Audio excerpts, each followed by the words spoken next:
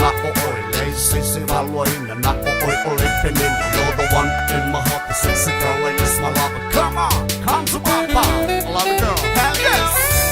To feel, yeah, feel my own love. Now it's us, but now we are love too. Say Tally man, now you're wing at Sophia Matsawana farm, but they only mutia ile sound.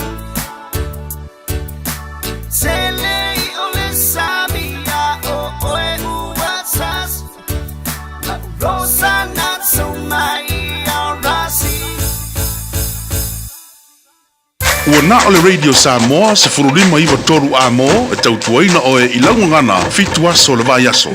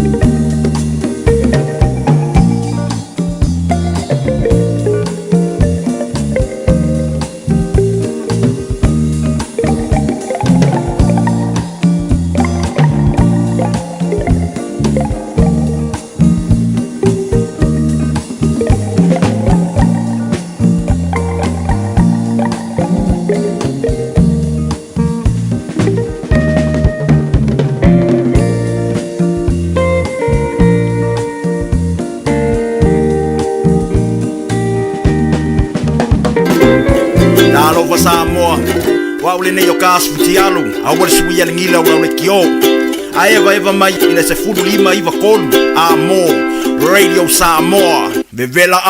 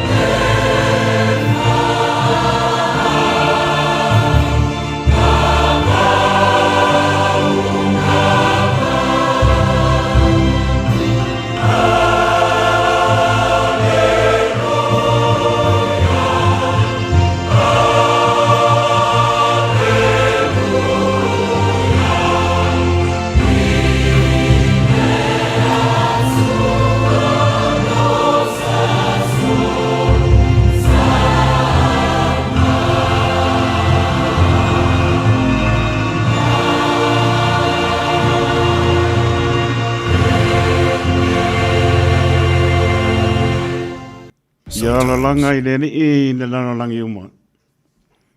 I o tau au nātu I le ni I ma le fia. O mai o tau I ona luma ma le alanga fia.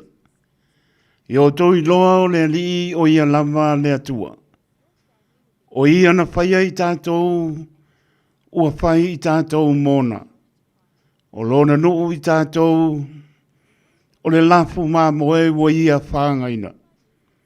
I o tau ruatu I ona whai tatoa ma le viinga.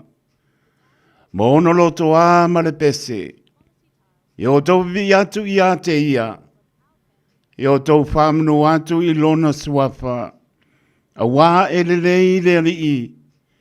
E whaava mau lava lona alofa. E o atu lava lona wha maoni I lea tupulanga ma lea tupulanga. Lea tua alo whae. O e lava o lea tua ma le mamau e o I le wha mamau. O e lama o lo mātou atua e malie ai, o mātou mana o I mele nei o malama. A mātou māna tunatu le matau tia o le pongisa. Mātou te lei loni me tutupu mai ai. Malo lo watuno o e ka le sia e fia o lau whaingan wenga. E o lava na I alon whanau. Le atua e mao whao mātou loto I aso uma I le alofa o lau fio e le wha matana talaina. Mātou ala whae mai le nei aso fau. Tali tonu a whao popo aso lo lātou soifua molo mātou wola. O a iere tangata o lo e manatu mai ai. Sa e tui matangi olo mo fiti ai lo mātou wola I o a o lofa le pongisa. O le nei ua mātou maua le Taeao fou. Taeao to toa ma le Taeao manino. O se aso e whaasino foi I maoni. Ma le aso mano lo le mātariki. Le atua whaafetai. Mua o. Whaafetai lo lofa ma lo wanga le lei. Maua le ola le mālosi. Matala o mātou ngutu. Ngā ngana ina o vi inga. Wono mea matatau o vi inga. E whaafo I atu I lau fio. Ono o mea sili. E te saunia I lo lato soifua moro mātou wola. O alava whita ma whaingata e tau wasai le pōlonga. Le li ia ai maunga I foe vanu. O me petu leni mai, o me tutupu mai e tupe sili ai manatu mo mātou langona. Ai a mātou mānatu natu I lo wha maoni, ma loa lofa o ana nafi ma le so e o lamba ngā taanga. O na mātou mau tutu ai lea ma mau salilo mātou wha tua. E wha maoni a loa lofa, wha tailo tari manao, wha tailo manatu mai, tai mea whātia le whōlaunga, le li ia la ngona lo pa I mai, e o mai ngā se ngase o mai o le tino ia I mātou, e la ngona le pa I mai o lau wha mano longa, ai mai se whātai o mātou tu āsina sina, tau whiawhi le soifua, ai tari tono o lo iai lau wha mano longa, o lo iai lau wha mā whanwhananga, ai mai se o le fōa I o lo lato soifua tu loi, I lea aso ma le aso, whātai lea tua I lau wha o ngā ina, o lo mātou wola, I ala e te pina ngano ai, e le mau ai so mātou vi inga, le alama se ngā nuenga e wha o ngā ina ai lau, whanau wha tua, a mai e mātou te whape e fo lava, o I mātou ni au na le au ngā, ai e maulunga ai lo vi inga lo mātou atua, whāpetai lo tausi mai to tonu maota malawa, o mātou wā inga I le ao ma le pō, Pea inga, pea lawa e ptalo lo I ai lo watu nuu, e kāne si e fia o lau o pingan venga, e o lava nai whana witi, e manui a mea uma I lo tausi mai, I le uru fafo, ma le uru fale, e manui ai le mātou fō launga, whāptai le tuare te mao a inga te fō ai, a wālo mātou wola le tino, ma lia o mātou loto, le li ie o mātou, ai o mātou pe inu I fua o loa lofa, ai maise o lo mātou wola wha le nganga, le tua whaapatai me uma e sau nia lama, mea uma mātou te bala awai I lau fio, e la ngona lo pa I mai, whaapatai le tua, I lo lama nganga pa ia o la mātou so ani sili, tau tō ruaina ai I mātou le mātou po launga, ai maise o haua fionga pa ia, o le sulu I o mātou vai, o le malama I o mātou wala, sili la mātou whaapatai, o Yesu ke riso le taulanga e tasi ai afe na e saunia, ti ngā o le li ilungo le sa taulo, ina ia mamā le lalolangi mo mātou, tangata ngasala, tu maua I lau fiolo lava vi inga, e le au noa o mātou vai vainga, o angasala o le tusai, lau si le whanga pa ia, e o lava I mana tunga lilo le loto le tangata, e ao e lau si le whanga ati le li ie, le aise mea mātou te la lafi ai, le aise mea mātou te sola e se ai o luma, mātou te watu ma mātou whātou ese le li ie, wha ngalo I mātou te talo le li ie le lalo langi bevesi wa esi la fia mea uma, pa I antu I ailo fi le mu, ma ia susulu lo malama ia I lātou la ngona I le loto maulalo, fi le mu ai le langi, mana tua Samoa na lua le atu Pasifika, ia I le alofa o lau fio, mana tua fo isi o mātou mālo wa esi la fia mea uma, pa ngā solonga o whaamasinonga sa ili le ami o tonu, o e lava o le ami o tonu sili, la foa I lau whaamasinonga ami o tonu le li ie, tō se tali na ia paali, ni mea pio ma ni mea le tonu, e te le fia sila iai, ina ia la ngona le tangata, so I fua le wha maulalo, ma le wha maoni tofi wa te tofi ai, sa ili atu le filipilinga, lo o tunu ule maa lo, se maa sina o mua, o e lava te fili mai mātou, sa unia e lau fio, te maa loe ta ina ai I mātou, le moni ma le wha maoni, ai sili o na māta tau I lau fio, le wha mai papa, o e lava le maa lo Samoa, tai le tua I mea uma, te wha I loa mai, te talo foi o le nea tunu o mātou no pia iai, ma no nofo ai, tua asina sina iai le file mua lau fio, iai lau wha mano longa, nisi o lo whata o tolia, I maota ngase, I maota malawa, iai lau wha mano longa, a inga wha no, nisi e pele I mautanga o motsia, malanga maliu, wha maise lo lava nganga pa ia, le li ia o le tautua le radio Samoa, I mātoni au na le ato toa, le alaman por kalame whale leina I la mātou tautua, e le o iai si le pia malo mātou I loa, e whaia lo fina ngalo e awai o mātou loto, tātou malau fio e ule nei yaso I noa pō, tu mau loa lofa ma lo wanga le lei ia I mātou, Yesu ke riso loa lo pele, e ala tu ai la mātou te talo.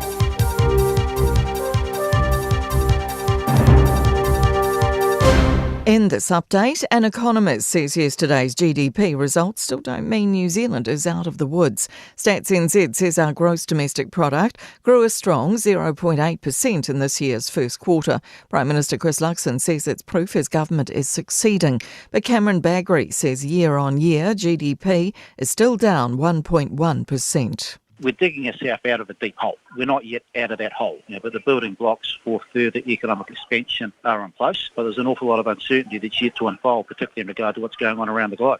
An international law expert says no one wins from New Zealand pausing funds to the Cook Islands. Foreign Minister Winston Peters says more than $18 million developmental aid is on hold until trust can be restored between our nations, which operate under a special relationship. The Cook Islands signed a comprehensive strategic partnership with China with no consultation with New Zealand. AUT senior lecturer Sione Tekiteki says Pacific leaders will note the assertive foreign policy. New Zealand has always been that reliant partner that's always demonstrated goodwill, and this sort of posturing in my mind detracts from that. The employment minister is assuring people AI isn't taking jobs in New Zealand, although some in the US are pinning it as pushing sweeping layoffs. The Guardian reports companies including Amazon, Walmart and Microsoft have announced 220,000 job cuts by the end of February, the highest layoff rate since 2009. Unemployment for recent college graduates has jumped to nearly 6%. Minister Louise Upston says it's not yet clear how AI will affect our labour market, but impacts should emerge overseas before beginning here. SpaceX's massive Starship spacecraft has exploded into a dramatic fireball on its test stand in Texas. It's the latest in a series of setbacks for billionaire Elon Musk's Mars rocket program, believed related to a problem with its nitrogen gas storage unit. SpaceX says it was a major anomaly and all personnel are safe. That's news. In sport, a blow for Crusaders playmaker James O'Connor on the eve of Saturday's Super Rugby final against the Chiefs in Christchurch. His Wallabies career appears officially over after being overlooked for Joe Smith's first squad of the year. Smith has opted for Ben Donaldson, Tom Liner and Noah Lolesio as his first fives. We saw all three of them make improvements to their game, increase their own confidence to drive the game, to communicate the game to other players. So we didn't want to interrupt that. The Wallabies host Fiji to open their international campaign on July 6th. Lydia Ko's 2 over par through 12 holes to sit in a share of 30th in the opening round at the Women's PGA Championship Golf Major in Texas. She's 6 shots off the lead. That's sport. I'm Jodie Gill. Ua na ole Radio Samoa se furulima iwa toru amo e tautuaina o e ilaungana fitu aso le vai aso. Taimi te le mai 5 minuto mo te ai le tu lai ono e le tautua pa wawa le Radio Samoa se 5 iwa toru amo por klamer Malu Taeao ia so itu langa po istunga le iau o ia tabai meni ne po Taeao no le so mano lo mio to mano lo me so pa mano lo tato ni o Yesu ke riso de nganga pa no alo ni ngao tawai patalopa to ale pe mo lunga tato to no mai lava i monga mo lunga pa ia se o pito titi talopa lava patalopa leo pengar venga tofia ne tua i so sto vine tau suina na mai o so fo a wani nganga mo ia malona malo foropa patalopa tu talopa lava malo so fo ria patalopa ia tunu malo le tunu tato bana bana ia i no foanga ia ale loto taritonu long sia pe tato i famlianga sa melo tato tua ia mai so fo tu ro i so fo la lei nai tu la langi no pia ia manatu mai fo ia toro nei mansa ngo fiele lofo le li o fo lo van patalo tu ia tu no o e mau patalo so so mau tanga senga se mo te malawa pato to lian manole tu no inga senga se ortino ia o fo lo van patalo tu man lo fatu manatu per talo ia o sil fie le li te bala au atu e te au ngangi atu tali lana wha mano longa lo pa i atu ia mo ene malo si tātou te au ona mo ia malona pina ngano patalo patu poi la uso o tuli o lato whaasalanga i so stoese ia anga le leile li ia i ai pelo na pile mu ia me se fo i se taimi ia ona fo i mai fo i leo ona ngona le salamo tato voa i le li ia tonu lau whanganga stofi hatu mau pere whao unga le li o poropa pātara pātu so stovine tau suina i le mai o le soifua ia nganga mo ia malona māloi o lamana i alom whanau tamam teine ia mano lo to ne aso ia mas fo ni son mano le tunu pe ngai mano longa le matariki ia lo fatu ia i pe le anga le leo le li wa lama singa po fanga le tangata malana fai o uta manatai ia le anga le leo le li ia tausi at fo i tono mota malawa ia mas fo nei tu asin singa ia le anga le leo le li tanto fa mo le li me umo le tanto fo longa ia mua au lana fio so se ala tato te wia patalo fo ia la to lunga le apio fo ringa lunga le YouTube channel ia ta lofa lava baru minuto bote ai tu lai ono le tau tua fa wo le radio Samoa lima eva tolu amo por clamer maro Taeao io ko mano lo ngi lava anua ia fa tai le tua ia ono le mano se fo ai mai ia ele o se amio tonu ele o se poto tangata ia le lofa e fa maoni on lafi mle so ia o lo tato fa tu tato wo le li sa ili le li pe sini le li manu ia me oma ia o le na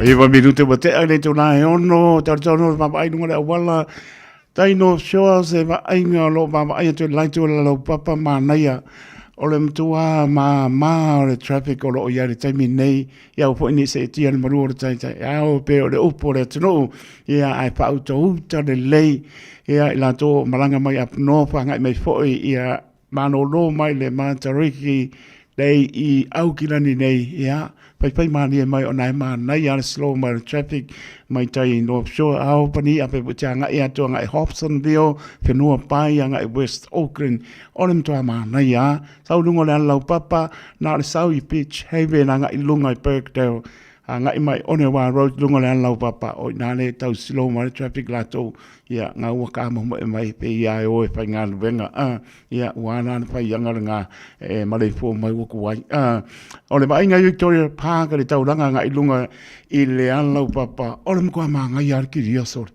kau lenka male mama ai atu ai danga ai atu lunga I North Shore ia pai manie Lincoln Road ngai Henderson Shopping ma nai ar ki ria mai pasi Pack and Save ngange ia mai ka ko chori fo ia o ma ngan lo lo fa kau ko fo ia de mena le sori e ma ka ki arango nga o ma ku oi ko ka mane o le na sau lunga Glendin runabout olem kwa ma ngai ale slow traffic ia mis fo pasi wai Kumete Cemetery le yo ka mi ase singa sau sa o oi I nai Great North Road I mai New Lane ma ngai ar clear ma traffic I mai Avondale ngai New North Road Mount Albert Stoddard Road here Sporo Longobinga on the motorway ngai Mingle Bridge ia anga ia tulole ia fako paso I foi lungo ba lele so guys Simon Street Kaiba Pass New Market anga I Manuka Road ia po o Remuera Road po anga I St John Meadowbank anga I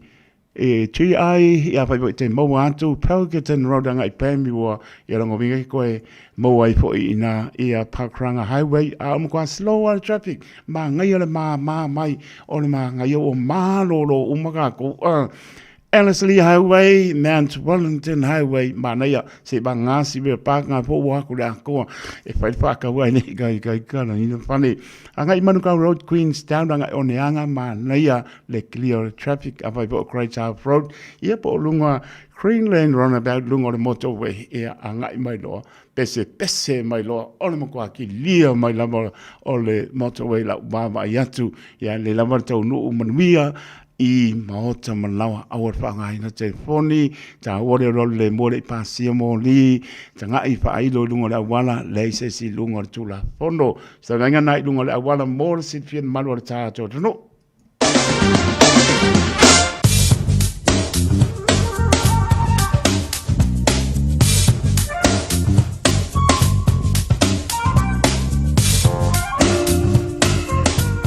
Sulu mi tu te ai lei tu lai ono tau tu radio Samoa lima I mantolu a mo mangai na malu o Taeao ona mo kwa mangai a sa vali mana mo to we so pengarben ona mo kwa mangai ar ki dio le wala so fitul ma pana lo yai au kilani le solo na maurunga na sabili angi mai sau te sipo fa mai mantango pe le tau le so ya mo le holiday for le so long weekend ya fa mani pe amo pa yat awangi ne se tia le Malu o Taeao ai matala be alert ste matala dai mi uma lo le ne ya por klame le ya se fa lame so just the Malu de po moana nei le ma nei sa bega mo Taeao la sto nai ya winga po na tau ni mai mantango fiel sulo la me a wa po spul valu le bela pa mo wina mo Taeao lo na Malu wala e ono le fia e ono lo na Malu le po longo wing o mo ma lili ya e wa le so sa ya so ta po inga ta tu wo mo le lotu e me pa uti munga a wa su fa le ma fana ile asa Malu lona Malu le po anga ia tu lea I le asong fua matango fia le tau se bainga ngā te whane mo I la tau tā pena wa se I mai moana o le nā ma nei le tau le soa pena po ia Taeao was tau nā ia sa song fua e o le asulua pa mai mkua seki lama tau ni oi pe lama no pa iatu au lama ne se tia le Malu o le Taeao tā pena me o e se pia amelo whaola te foni vea mea Pautuanga de Water Safety ni sila, Maritime ni sila, ya masua ntanga venga le ACC. O le taisua I au kilani sulua minute le lua le mabeaona le lana sua le tai au kilani to sua le o le tai su 5 minute te le lua I le aoli o le so. Tasi le minute te le 5 le tai au neina sua le tai o neanga to sua le o le tai I le lua su 5 minute le ono le fiafi o le so. Taisua I manukau hits.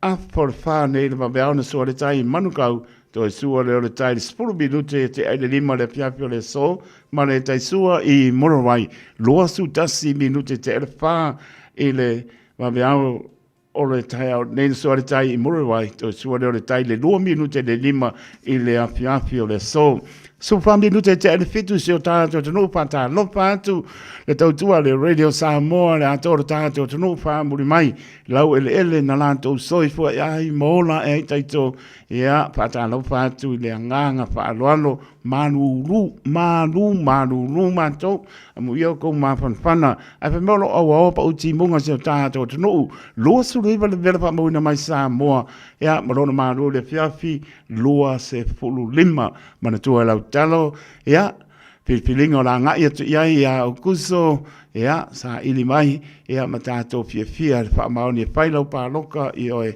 au ke alu lunga online fai lau pa loka ko kasia e ba ko marko sfulu ia na o sa I mai miska fa pa loka soli e maka kia ia fa maoni la sila ka mau le langi me matato te ia ai muria sa ili nga tfol ma lola ta ia I tato ia fa umai foi ia le ne foi tau sanga o le tua lava fili mai ia matato fia e vivi le tua mana le tau up north mai kai taia e o mai kai waka anga I mai e pani o mo ma ngai lava se mai ngapro na wai kato roto ro matau porta naki mano tu pe molo o pa una ti munga le mapa se mai ngapro na pe plenty fa so mai kin country Kispon Mox Bella more Wellington Mania a pena po I war up on Palms the North Navy amazing tau langa manisi mai no tu to say pa ia lava pito lalo South Island io la mo mo ko se vai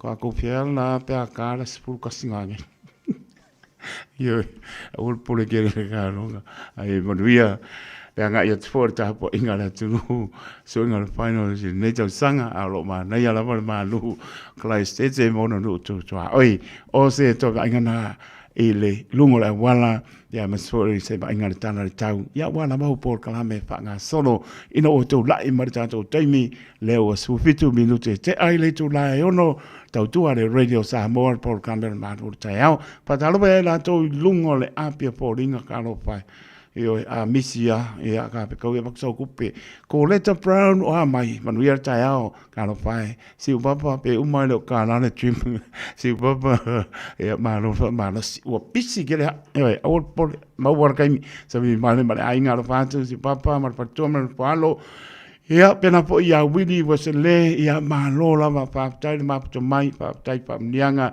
pena po ia Sunny Lopez Aulo mea 685 wola papai te le lava mapta mai Penny Malainga ia lo fatu pena po ia ta sesa tusa Malainga alo fatu manu lua o kilangi ta vita Solomona ia papai mapta mai e te rei tau fai ia manuia po fanga le nei Taeao Aaron Silla lo fatu mo roma fatu ia mai po manu fano io e alo fai se ipkia mai po wa mai me po ne ai lo se kia o te cho faforo mo ako kamo Aaron Silla lo fatu manuia la single nei aso ia mai se po le aso malo lo tato fie e vi im pap tai le tua I lona lofa lona ngalei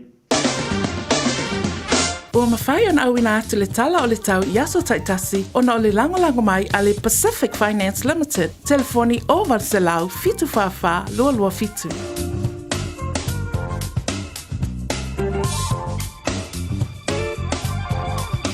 Ua loa le tautua le Pacific Finance in no ngā tupe mō so se wha moe Maliu, whai puiponga, aso whanau, sa whai whai ngā balononga ba so se wha lawe. Apa lai nei loa le Pacific Finance.co.nz pe wala au le oval se lau fitu whawha lua fitu e talo sanga sauna no ngā tupe I le bao le 5 se lau tala ma le lua se furu hawhe tala. E lua minute whai lau talo sanga online www.pacificfinance.co.nz ai tasi le tulai whatali e se tali. E iai inga whabitoa. Pala au loa le Pacific Finance Limited ile over salau fitu fafa lua fitu over salau fitu fafa lua fitu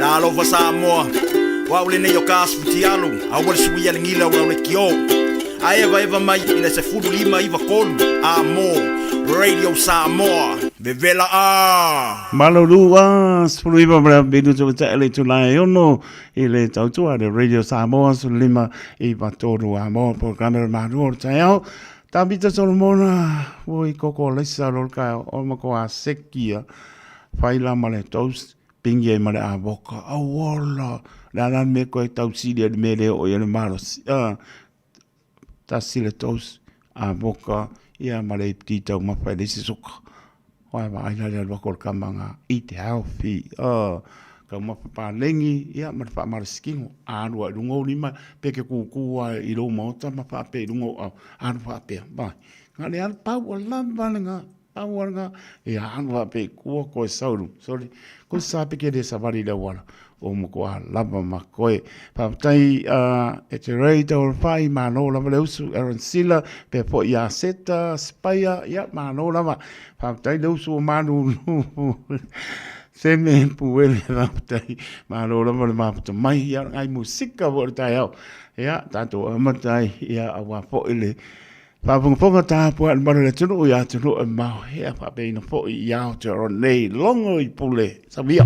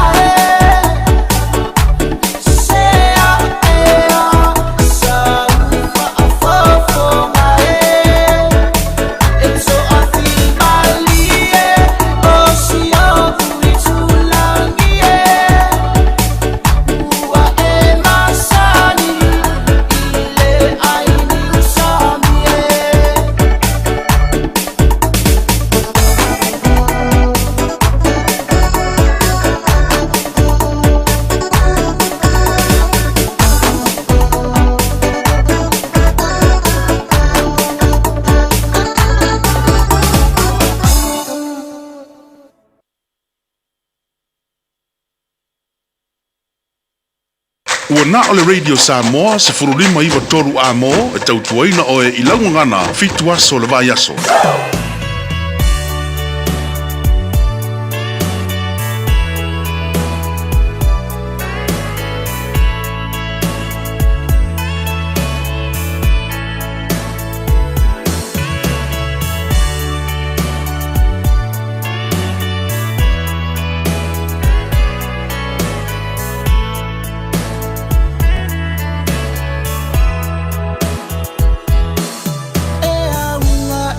Cha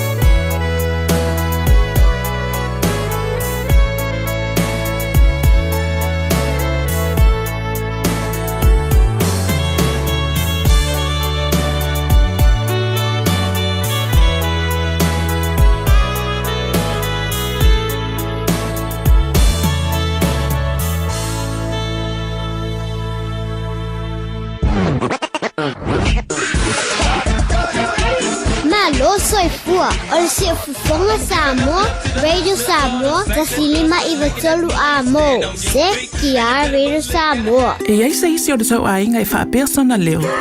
Pe whaapea foi. Whaamata e avea le tale i ma le tale maasani e tau fia i lātou mai le whai o lātou mea maasani ai. E tatau o na lātou e whai suenga o le tale a ngā i le coughtest.co.nz. Pai le suenga o le tale ma whai loi le fō mai coughtest.co.nz e le ai se tatongi. Whala au talavai e iai tūlanga la matia ma tūlanga le lei o whala au. GlaxoSmithKline, New Zealand Limited, Auckland. Flu season. Don't worry about me with my mismatched socks and mum's scarf. I gotta do what I gotta do to keep warm and well. Getting my flu vax is one thing I am gonna do because it's recommended for everyone over 6 months old. And it's free for Pacific peoples aged 65 and over, pregnant women and many more. So book now with your local doctor, nurse or pharmacy or visit info.health.nz/flu for more info. Au tātou wholau I teimi whaingatā o le soifuanga. O le ka for you o le awhiso soani mo oe malou ainga I se sā tau maualalo. I le temi nei o loo maua le SUV a mata mai le valu se fulu tala I le vaiaso. Piki apu a mata mai le na o le se lau 5 se fulu tala I le vaiaso. Mātou te wheso soani atu I a te oe malau paketi. Susu mai loa, talia so se laisene, New Zealand po o Samoa, ia iai se ngaluenga tu mau. Vili mai loa I le ka for you o valu se lau lua fitu wha iwa ono valu. O valu se lau lua fitu wha iwa ono valu. Pole tuatusi o le tol se lau Great South Road, Manurewa. Wa ye nei le la lao le Bluebird Lumber and Hardware I Mangile. A wa whātau molo ainga I Samoa. E mawhai ona whai umai oka o loa whauwhale. Pusa aisa o ngā umu TV moenga. Se tino forma le tele o loa ese. O whātau umai mawhai ona tatongi le tātou ofisa I Mangile. Ai piki I whale o loa o le Bluebird I a pia vai tele po sa le longa. Walau roa le olua tasi 5 tolu whawha. Olua tasi 5 tolu whawha. Pe I meli le info@tlmarketing.co.nz.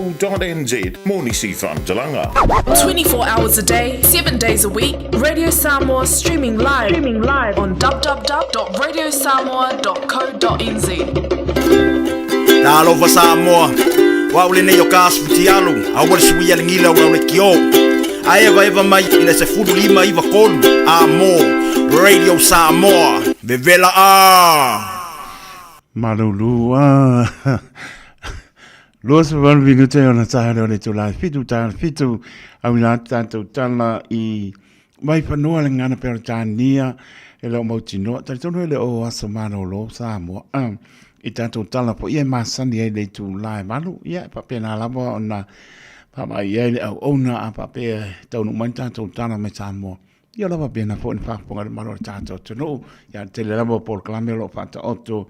Ia awa lava po le asa mano lo matariki ia ai mano la po la sa mo pa tai tanto mo mai po I le anga ia tu I le pa unga po neva yaso no tanto ia le aso paraile pa yu po ngan wenga le yaso le aso los polu o yuni lo lima ia mano la po la vi ia lo tanto tua matariki dei Olo, manatu ai foi ia le new year a maoli ia me se tu pat se po la tu ia manga I lumana o la to foi tangata pe o tatou a pa manatu se aso ia po le new year po ia tatou pa pena foi ona pa poto foi ni se o ainga ia me se o fontanga ia manatu mo le lumana I foi lele ia ma por klame ina ia pa tau nuina la semana lo le tanto ia la semana lo la maori fa manatu e la to new year e am tu pat si ai foi ni se para tonga maori matal tala noa I le luana I o lato walampano ia mai sole ato foi o lato foi tu punga mai I tu tonu ao tora nei ia pe po tu langa po ia I nisi o tu nuu ia e feala mai ia o kuku o kama pai whanua ai ui lea ia e pa pena lama so I fuanga a pai lama e pa ata mana pe ia no pai atu o le tatalo ma matala Matala I te me uma, e te mau alo fia sangore mua fo I mana iau por klame. Ia na whamana tuina o le au sangapoa maoli le so. Ia le po mau e fo I maso mano lo huma I oku. Ia le ala mai le mano mako. Ia e wai taunga ngānu lua isi.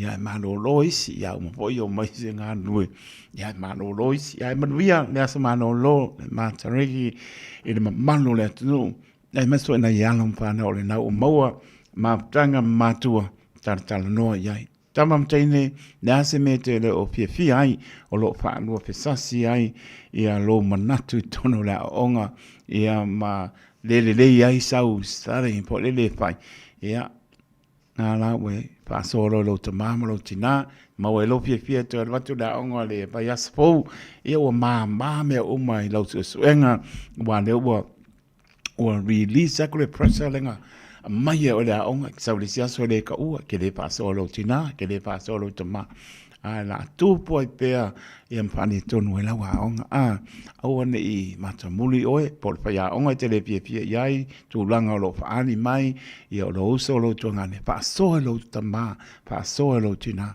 ona e moa le o pia i la wa onga ia ma matango pia me uma al silio na me o lo pe sili le li fai lo talo wana poi pa tu lo tama ma lo tina fai lo talo pe mai talo ia so ele au no mai pai tau tu spa ia ta ia la sili na ta to o la ta ia mai le ia no fain na ngai mai fo ia no fa ngai mai e pa foi tili e mo le wila o fa le tonu la ma tau mo la to ngai mai e no fa ngai mai i au kilani ia me se fo ile ngai la lo down the line o le mtua ti munga mafa ti munga o le sabili o le malulu ia la la ta mai ia lo malo ina ia fautangia ta tu langa lo pa pena ta no ia ta to le so i la mana malo lo ia wala to o le fai un silia to a no for le fale mo wala tai mie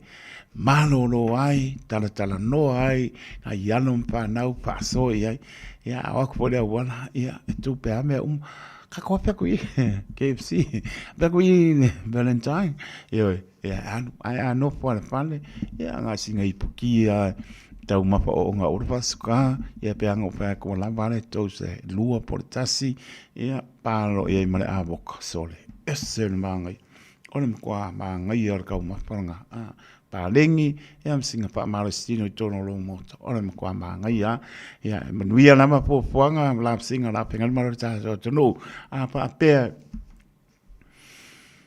tau no mai tanto tala o pole e wakwai e le kai ngalo ia o walu le kai ngalo ia wa po i me lo pa nga solo i Samoa ia ma se lava o le pa ponga le malo tato so no lo tato au mau ia tu no o mamau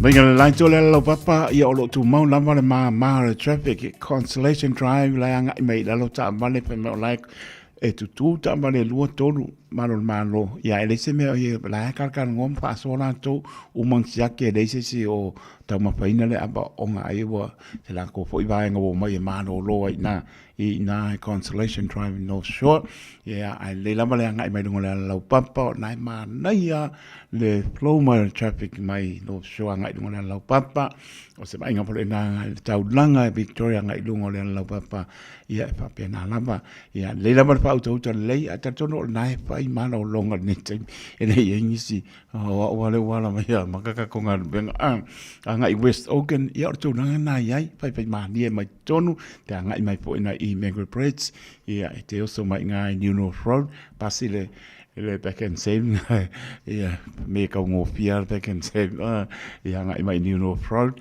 ia o so mai no le nga anga i mai Stora Road ia longa Hillsborough Road ia wa mo to vei sa vai nga po le taulanga Crafton Bridge e masani ana poloka nai ma nei al kilia ma Crafton Bridge anga le mota ngase i au kinani ia ai pai ma die e o uma le me o lo maputa ia le maro tato tonu ia ai le lava le matala a wole aru makuri mo le wala ke uno pe ke mo pa okay sa ulunga i Manuka Rota na Queenstown o ne anga ma naia o mai Mangrove Bridge o le tūranga na o leo iai pai mani e o umalama iai ia pai saurunga o moto wei ia kalo mai a taito lea e tau tuaro tau pa ia malo tau man ia musika lava tātou maputai o le tele o nise porklame ia o lo pata auto Ia, ono le asa mano lo. Ia, pemailis kamalo back to normal next Monday. Koe kalai po le mako pisa. O le mano lo le mako pisa. I ke wai sau kusipanu penga. Ia, whamole mole. Whamole mole le o talaina. O lo mano lo sia mato o penganuenga. I le opisa. Koa koe po i mai le asa mapua. Apa le iwa wa i o mkoa sekia. O le ese le usupo le mako o penganuenga. Pea o le asa mapua. Ka le baru wa i. Ia le iwa tatalai. Ai manga ya lo saur kar se pul pit sulta la ka wal kusfa penga le we ya ai mon via la ma fo panga le ne ya so ile alofa malanga le le lo ta to por clame are to le bread of life sent down from glory many things you were on earth a holy king, a carpenter, but you are the living word. Say it now. Come on.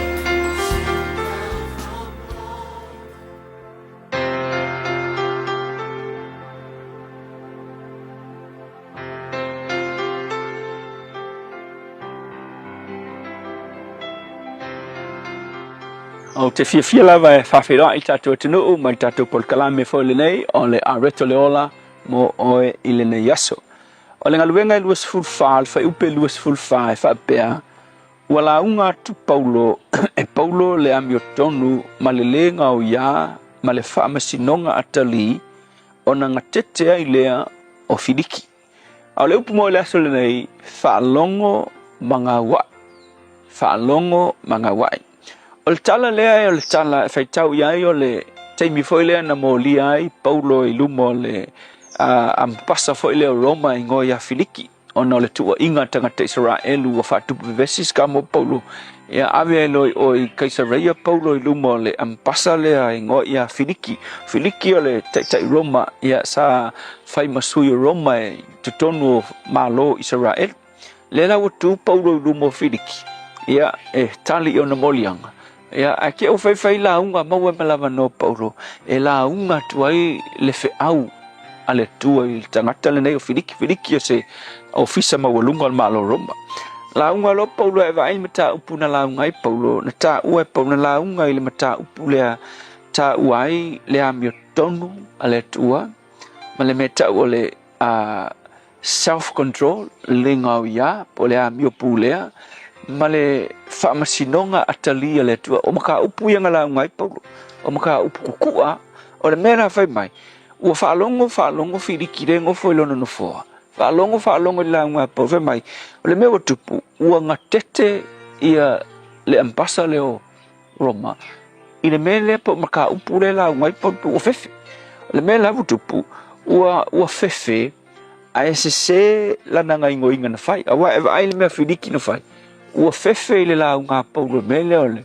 whaamasinonga atalia le tua o le amio tonu o le tua kaunga e whaia ma le meka o le o langa pulea kaunga e pulea inga lo o la o whaalongo kamaro ua fefe a le sese ua fefe a ua sola a waewa ai tala whai mai o la unga Paulo whai mai whiri kat Paulo kal se e koe ki koe fi whaalongo la mea aso sau kua I e koe amia koe ua sola e se ua manga o ka pungi o ngatalinga I le upu le tua peise pelu ua kui lo na whatu so o le mea la tā ua tele o le e tele fo I tangata whapena tangata fo I le pa I kui le upu le tua I te tonu lo na loto ai se langa respond ua fefe sola o le si ua fefe le fia whalongo ai loa o le upu le tua e tā ua tele o le upu le tua ua whaatusa ina o se moli wila malosi e kia kukokongu o mea pongisa. O le moli wila malosi e ki I le loto o le tangata o le loto pongisa. O I lofe mai kara kuspaia o le mea silinga wha o le tangata o longa loko. E ki loa o le kuspaia po le upo le tua e ki ai whaalongo I le upo le tua ki whaalongo kua. Pise mea lai sau whaisanga su enga I te tonu I te oe. O le malama o le upo le tua e ki mai lo loto. E kalia inga e ke manguia. O le si vaenga o le upo le tua o whatu saina o le naifi al fo mai kipi wa ilo fo mai fo ia tipia ia fa ia ka ko nga kipi ai ese fula lo mangava po se chumba po se me ka nga kipi po ngi ma o le me fo mai fa ka oko o nga kipi ese la sala ese kipi ese le me le nga kipi ese le me ia fa penale baenga po le matafa yo le upo le tua a fa kanga inga le upo le tua ilo langa me ngai fa e kipi mali ese le upo le tua ia me leanga o lo i tonu ia te oi pa ole fa ole fa fitau te le si tangata e kau kipi aku le upo le tua ai keva o si tangata e fa ia kun ka okonga ai ku lunga alu ese ai sia ele manga o e malolo a le upu mo o le asole nei fa tanga le afionga le tua e fausia lo volanga a fa kanga o peke nga keke peke ika pe kilo fa tanga le upo le tua e pa ia te oe a wai umai fonga o lo wika malonga tete e fa malo lo ina oe mai mea ngai e te awha inai so le upula mo oe le aso ngai fese me ke maua ke fa longo le upo le tua fetala yatu ia te oe a wai ke fa pe a e le se upu moa o le upula mo ai upu mo la fai o le upu mo singa e le fe kawi a ke loa a e fa longo le upo le tua so se me ke alu iai e fetala yatu iai loa fa pe ifo ua fetala mai moa o le upu moa o le malama moa a e ngā wai ma e talia e kupu lowo langa masuia lowo langa i se mea lelei awa o le upu le tua o le naifi o le moli wila e ki i le mea pongisa le tua le ai se isi mea sili longa malo si pa i te tonu ia te i mātou masuia i mātou ngai lo laua fionga o te talo ina ia whai laua fionga masulu ma malama i se tasi so se taimi e whaalongo ai ni ia lo suafa Yesu amen.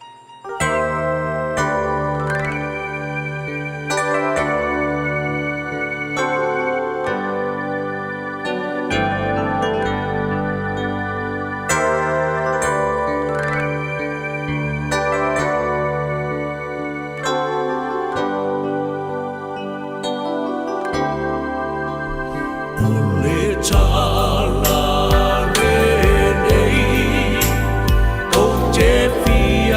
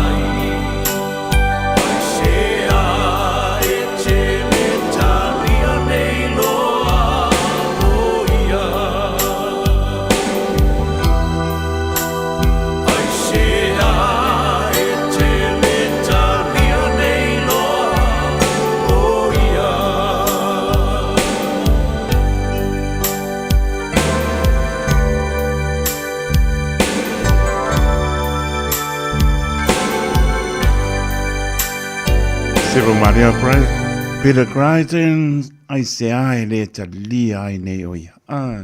Tātou ta lia na mane i, whai mali whaola, moloto soifua, molo tātou vola, o ia lava ta ita ine tātou i mea nei o malava Yesu Keriso, no o sa taulo lana ngā wenga, ma liu ti ngā i lungo sa taulo, o na o tātou na nei loa. Pa mai atu wai le areto leola, pena ina pasta la pa ina kopa mori pa manoma pa tai lana au ona pena ina po nei por clams pa ponga a reto leola ile asong fua mo mori ai loto soi fua molotato vola. Auckland's given me so much. Now it's my turn to give back. This place matters to me. That's why I'm standing. I want to make a difference in my community, so I'm putting my name forward. I'm tired of watching from the sidelines, so I'm stepping up. Ever thought about stepping up for your community? Now's your chance to stand in the Auckland local elections. Visit voteauckland.co.nz to learn more. Come on! Popole fua. Vili le Wolfgram Auto Services with a warrant of fitness e maua ai le fesoswani. E mawhai ana o atu siaki lau ta avale le fale. E au noa ma se tutongi. Le Wolfgram Auto Services with a warrant of fitness e au auna mo o e malau ta avale. Vili mai i le lua fitu ono iwa wha ono tasi. Pe asia siane i le lua se folo Hoia Road I Otahuhu. Whaasilsilanga Taeao. O tau nui whanua o loa whau mo le tātou whale o loa o le Eveni Pacific New Zealand I au kilani nei. Mawala e dog pa tamaitai. Ia e mauki ngō fo I lava le vinga o papa I songa a loa fau. So mai I le Eveni Pacific New Zealand store. Mai le asonga fuanga I le stonai. Se fulu I le Taeawanga I le ono I le fiafi. Tu atusi o le tasi John Galter Drive, Auckland Airport. Whaapsanga I tonu lava ma le KFC. Au tawhane o le warehouse I le shopping centre. A le malai valele. Eveni Pacific New Zealand store. A fio mai loa Samoa. Right now, whooping cough is on the rise in Aotearoa. It is a serious and sometimes deadly illness, especially for babies too young to be vaccinated. In fact, over half of infected babies under 12 months will end up in hospital. And sadly, some may not survive. So, if you're planning to visit whānau or friends with babies this summer, especially newborns, make sure you're up to date with your whooping cough immunisation at least 2 weeks before seeing them. This will greatly reduce the chances of passing it on to the precious little ones. And of course, if you have a cough or are feeling a little under the weather, save those baby cuddles for another day. Let's protect our most valuable taonga. Immunise. Talk to your trusted healthcare professional today. Oceania Career Academy, Sauni! Kako hoa, kaule kaua! He whai ama whai! Wāte lumaga I maguia! A whaia sa ili se la asanga fau moe, a waloa te no whai. O le OCA e au tauina ai o e imtata e sese. Maua se fau fale, vali fale, palasa, male soifua maloloina. O le nei avanoa e anga wa ai tangata no whamau masiti seni New Zealand o loo halala I au kilani. Le sitala nei loa I le OCA, I le go.oca.nz/apply, po le vili mai I le o varselau ono lua lua valo fitu tasi. O varselau ono lua lua valo fitu tasi.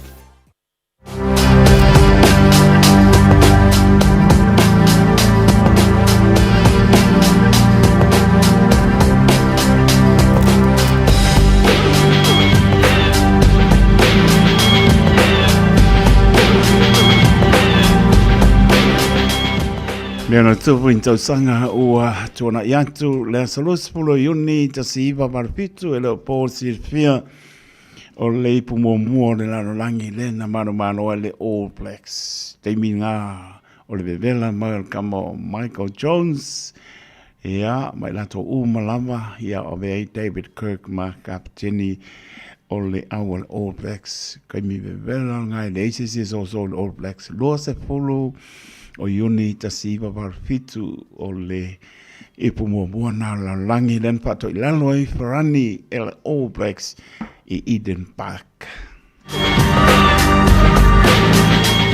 La saluspulo iuni I le tasiva o na fitu ia o silfia fo I tamaita I lauiloa I ata ti fanga na ko Kidman mai Australia I le tausanga loa se fulu o iuni tasiva o na fitu o lo nasa soifua le na ko Kidman. Mea nana tupu i ni tausanga ua tuana ia.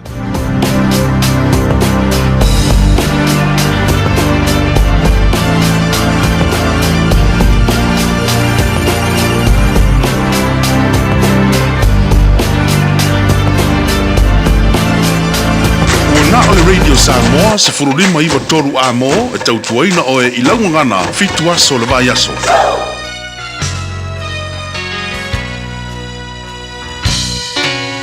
Le sau e o le vau se I angi malu maia se ua e tō mai o te tali tali a lo filima e wha amalu ai lo ulo to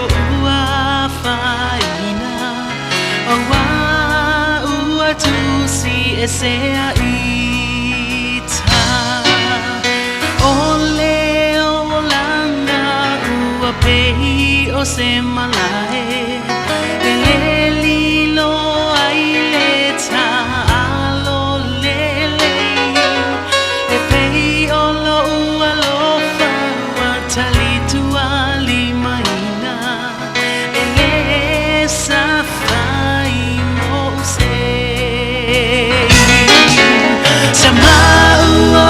ngona ua o vai vai o a ua le tangata o le foafoanga na e vai o a maluenga mamana ua faalia ia ita le awa fai makona I le vaainga o a fea e a le alofa moni tu ua ina I se oli pesili ai le oti sili ai le oti o le mana mea o le pele I lo ufatu tinga o a onga e te whao malo I o umanatu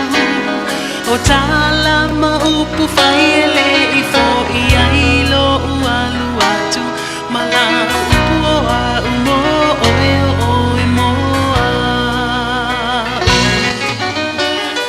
ele mafutanga pe ana moni lo ualofa so ia ai ona o la ususuma o le whaia onga wa ele mata laina tura ole nei o langa ma le tupua olo o tau mate mai e tangata sama ua o langona ua o vai vai o a ua le tangata o le foafoanga na e whai o a maluenga mamana ua faalia ia ita le awa fai mapona I le vaainga o o fea e a le alofa moni tu ua ina I se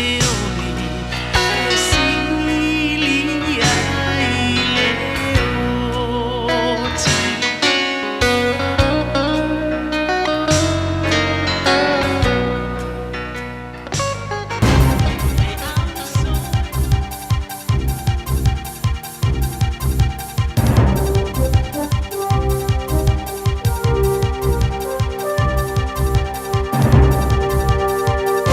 In this update, an official Matariki ceremony has begun in the past hour at Okune's Te Rangi Marae on the Central Plateau. The central North Island town nearby Turoa ski area are expecting thousands over the long weekend and are celebrating with fresh snowmaking, cultural experiences and winter activities.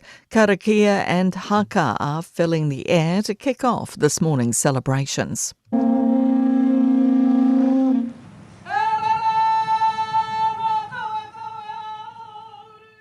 A snowfall warning's in place for Taeao, State Highway 94 this morning. NZTA warns snow's possible and heavy showers until 8 a.m. on Milford Road. State Highway 6 in Nelson's Richmond has fully reopened after a two-car crash between Hope and Brightwater last night. One person was seriously injured in the crash near the intersection of Clover Road. The NZDF staff attrition is significantly improving. The Defence Minister says the leaving rate's on about 6.8% as at the end of May. Judith Collins says it hit a 15.8% peak 2 years ago, and this is a stunning turnaround. She says the Defence Force should never have been in charge of sitting outside quarantine facilities during the pandemic. But when I think about the morale drop and the loss of personnel and the loss of experienced personnel during that time, that was the number one thing that absolutely gutted our Defence Force. Some disruptions are expected as Kiwi Rail shuts down passenger lines in Auckland and Wellington. It's halted services for the weekend during major infrastructure work and maintenance. Full services will be back online on Monday for Wellington and Tuesday in Auckland, with replacement buses running. Kiwi Rail's David Gordon says it's similar to major works undergone during the King's birthday weekend. The effects should be relatively modest, but it's not something we take lightly. I mean, we know it's not popular. We know people don't want to get on a bus instead, but at some point you've got to get in and fix some stuff. That's news. In sport, Quinn Tupaea is hopeful he's done enough to earn an All Blacks recall. The Chiefs midfielder has been in strong form for the side this year on their way to tomorrow night's Super Rugby final against the Crusaders in Christchurch. His last test was in 2022 when he suffered a serious leg injury against the Wallabies. It's always the goal for myself at the start of the season to be back in black, and I haven't been in there for a few years, and my last game was that injury, so it's been very motivating for me to get back there. Ryan Fox has dropped back to even par late in his opening round of the Travellers Championship on Golf's PGA Tour in Connecticut. The world number 30 was 2 under after consecutive birdies, but made double bogey at the par 3 16th hole after his tee shot found the water. Fox is tied for 39th, 8 shots off the lead. That's sport. I'm Jodie Gill.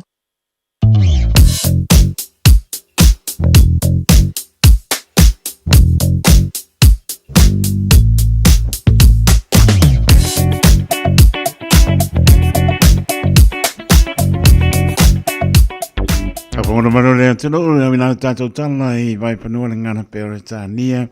Stawenga ilungo la wala. La tolo anga I mai up north ia anai mana ia flow ma traffic anga I tota mai Albany ia pa te kamakawa inga ia anga ilungo I Green High Bridge anga Hobsonville Air Base Penua Bai Air Base. Malai ba le ko nga ke no pe ko pa nga ya na ma nga ya flow traffic sa lungo le lau papa o le ko ma nga ya sa ba nga pe ke ne da nga one wa road ti lungo le lau papa sek ka ko ba ba tu I Devonport Ferry I la to lau ka fa ko po I mo lungo le wa po e mare ferry nga I au kinang ai ko la ka ba ni si lai piki la ta ba ni pe nga tau slow minute traffic towards Pace Water, Takapuna, Hayesmere Road, Milford, Shakespeare Road, Passi le Mautanga Sangase in offshore. Orum kwa manga ya flow minute traffic. Sabenga taulanga in Victoria Park ngai lunga lau papa or kulanga na yai pe ya no fe hatu. Awa ni se tiel malu Taeao ai tanga iman lama I lunga la wala fai lo tu le se si lunga tu la pono ta wala lo le mo le pasia mo ni a wala fa nga inga ke fongi wai fa nga ke fongi ko I mar pa also nga I College Hill, Heron Bay, Jervis Road, ngai Bonson Bay Road, orum ko ma ngai pai po kia ngai tu I Westmere, Pointsablia, long before I Waterview straight ngai West Auckland, orum ma ngai cái miếng nghe là phải nói, I see that more for funny. So my guy Henderson lunga Clinton roundabout all ma ngaya clear money traffic. So baba inga peninsula theater to north ma theater to south or ma ngaya flow ma traffic ngai Clinton roundabout.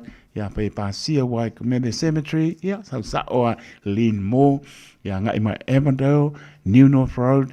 Manabet Road, South Night Stoddart Road, Pakarawaku, ye, telling I allowed our Sape to Gina Matua, Nai Mali for my, ya, paper came moment on here, Sporo Lunga Motorway, Mingles Airport Law. Manuka Road, Tangai Queenstown on Yanga, Manaya, so we Greenland runabout to Lunga Motorway. Yeah, Karakara, my family, Mole Passima. Anyway, Ia lava ngaru e whai ko kasin ngam oi le ai. Le lava e tau tō lua tā tō ma le nganga o le li e manui ai. Se vai ngai lunga le awala mō le se fil malo le tā tō tono ina ua. Tūlai mari tā tō taimi le ua 7 minute ua te aile tūlai. 7.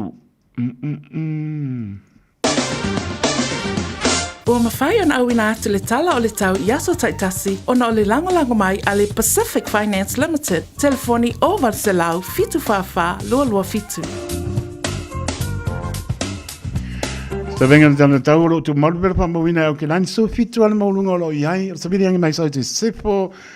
Ea o lo awawan si vainga au ke lani hanga atu le po ana ne su tasi le Malu le po. Spultasi. O le vainga mua tae o la sto na i pa me awa o foi. Ai pa me mana ia le tau la sto na i spulu ono le mapanapana mua Taeao. Ia o le makua Malu lua ono lo na Malu i le po. Vainga le sai pa uti munga awa o pa mai e mana ia. Ai pa asilo ina ti munga. E le vau ia le tato o de lotua. Pa malos. Maua le me sili.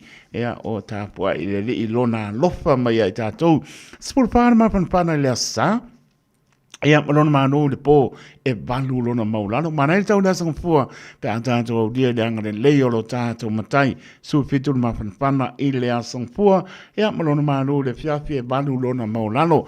Whatarapo si o tātou tunu i Samoa e manatua pe lau titano. Si o tātou tunu e pele o tau pinangalo mo tātou loto. Ia mai se o le anga atu le filifilinga. Si o tātou tunu le whainga pānota. Whaia maoni. Ia mai se ia manatua e lau talo whanga solo whamasinonga. O le atua e mauai mea oma e silio na e fia ai i lona whamahon. O lana whamasinonga mea tonu. Tātou te maua se tari fia se aso i luma e manatua e lau tano. O lo tu malu pera whamawina losa luiva mai Samoa e me awolo pa una i ti munga a o Malua na fiafi se o tātou tano manatua e lau tano. Lua su lima na Malu i le a fiafi. Sa mainga e apno pātoa lama ia o lo pa uti munga i le o mawha sa vidi o lo o angi Malua ngai mai i aompani o mai dunga le lau papa o le se kimu. Sa mainga mara nai wai kātou roto roma tāpo tanaki mana tu au wola. Ona mkua maa ngaia e le o pa u se temu. Wha malu manu pe ia o le nganu e wha fua ai le pati. Menga o rai ai. Sa mainga mara nai he pay plenty, pasara ko kin country, kiss po pay la mua Wellington. Me am dia pa mon. Lai ma ngai ai de yor ke mesa ba dia la ko. Wa raban palms in the north maybe am hacing tau longa nisi vai ngonu tu au se pa. E lava klai tete mona nu tu ai ma nei le manu o i mako. So venga na tala le tau. Tala le tai vang si o tātou tunu i Samoa. Mana tua e lau talo. Manisi vaenga o tu tua oi. Ia wau por kala me whanga solo. Ile ne fo i vaenga ole. Aso Pacific Finance in nonga tupe mo so se fa moe Maliu fai puiponga aso fa nau sa fa I whainga balononga ba so se fa la ve apa laine lo pacificfinance.co.nz pe bala au le oval sa lau fitu fa lua fitu e talo sanga sauna nonga tupe ile ba le lima sa lau tala ma le lua se furu hafe tala e lua minute fai lau talo sanga online www.pacificfinance.co.nz a tasile tu lai fa tali e se tali e ai inga fa bitoa bala au lo le Pacific Finance Limited ile oval sa lau fitu fa lua fitu oval sa lau fitu fa lua fitu Radio Samoa. Taslima ivatolu amo. Sporo minute e a mala pa utele tu lai fitu le tau tu ane Radio Samoa su lima ivatolu amo. Por cambio, el Malu Taeao tau tua mo oe Samoa si tu lang po sunga ni ao mo ioto o Malu lo e sunga ni ao por tu a Natasha manu ia po fato fo I man tau tua I le asong fua e me se fo I marom ki ole na ai pa mo las koru me o ke de tinoa ia ta tono lo mo bien Malu Taeao tono ni sol Malu le tono malei fua mai I le anga le leo lo Taeao tua ia ni silava o pe ngai Malu lo ole to manga ia mo la so Malu lo le tato te iai ni si u fainga benga ia wo suatu alu mal fia o lo fa mano si uma le aso fia fa vai o mo le aso Kere koe maua mai. Ia ai leila mo le whaamalosi tātou te maua ai me siri. Ia mabii le atua i le mainga le whaamalosi. Ia te oi maha uma tātou uma. Kei mi tātou tau te wa te mai o me petuleni mai. Ia ma me le tusai. Tu musu mai ale ngang pa. Ia so sani sili le nā. Mo oi maha uma tātou uma whaalango lango i tātou e te pesili ai leli. Pia lama o iai le poto te pesili ai leli. Tātou te maua le fia lumna. Patal watu ia sene, po ele, papena po ia seta, spaya, loto mua, malu ia mano lava, papai, nai maputa mai Samoa, kano fai, ia ofele fio anga, loto mua, malu ia manu ia, mano longa, toi po ia, po ele Amerika, ole sa anunga, papo wina tani elu mai papo toi, mano lava papai, papo wina tani elu mai ainga, le fiu, talamoni, ia, mano lava papai, papai ngora whaanga, le fiu, talamoni mai ainga, ia, a pe foi ia so le kano fai au so UB36 lo eva mai California alo fatu ia was paraia mato was tofioto mano leva mai lo fatu le pionga tia kono wa ele isaia pa muina man pa tu man no pano lo fatu so man via foi ia po panga la so mano lo lo fatu ia Isaac tu ia tua mano va tai kano fai Pionga ia le au pepe pili o ane ma fatu ia sa masina ma le nofo alo lo fata ma fatai e le ngalo apa ma kan ngoma le au pepe mai taitu oi ma ko le lo mo ngisila o fakus ia sa uno ia pe mai o tara o tara o ti le Old Testament o tara o vaku da pepe ele tau fa matau ya o te bane swapa e pi yama apa ya o tara ka hoi ya lo pantu le pepe ma patu ma palo ma lo le mai yo sua te o ma pata mai i ta funa ka lo fai moto fi fianga alo fatu moto America Samoa ya tai le mapata mai ia manuia ko ke le so ingo no uli so mana tua fo le mala ia ngo e no uli a le mu ke wa pe mala ia no uli le mu le ki lingia ko ingo ai ko si le silong ia no uli a pe ia el e ingo ko sa pali pali i no uli America Samoa lo karango ko ai ka lo pasi so di ko na unu ma ngai ia ke le sa linga ka ole nga kongua Ka mapapa lengi, pa marastino, a tōtino tama, pa tai Nikola. Ulmar pa tuaman po alo, maputa mai, ia, la wo o darling, hapa, ale, wantri hio ngai Liverpool, pa peo vai ngai New Zealand, Nikola ulu, ele o ese, wantri hio ngā, isini Australia, lo patu, ma lo lava le eva mai, manongi e fu mara inga, pa tai, lai manuia, malulu, so, po tu ua, paraina, Peterika mara inga paaptai manol mapta mai la to umalama lunga le apia fo linga ia pape no foi lunga le YouTube channel alofa tele atu ia ngai musika ona so to le tato programe think a minute au nato ile ngana peritania kamon makamangi le wo fiu fa ko ye ai le ko mai ase pes waine jo waine kalo fa so wa wo uso por ngai e ke ka nguru ka lo fai o so ia ma lo ale ma miska pe singa se pa pie la ko wine ka mon ka makangi e ka mo ai ngal ka e ma ka ukia ia mana tua Samoa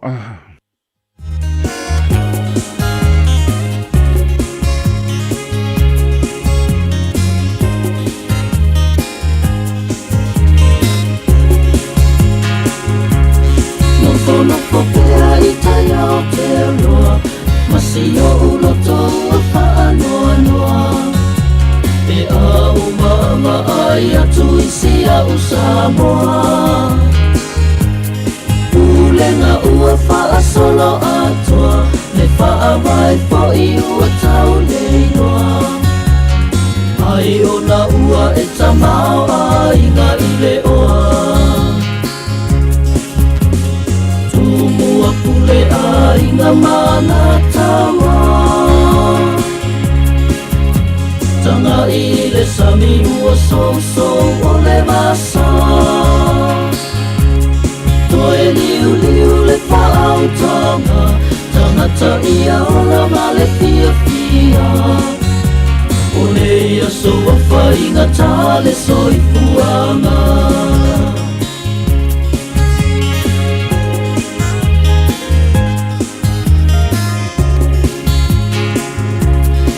Anoa lo tama fau I nei mautala ua salalau E ua tatoe o ia sa pau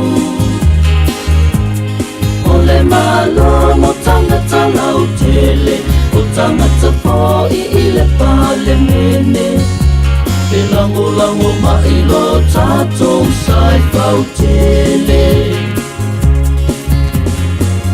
Mua pule a ina mana tawa Tanga I le sami ua so o le vasa Toe liu le whaautanga Tangata ia ola ma le fia O nei aso a whainga tale soifuanga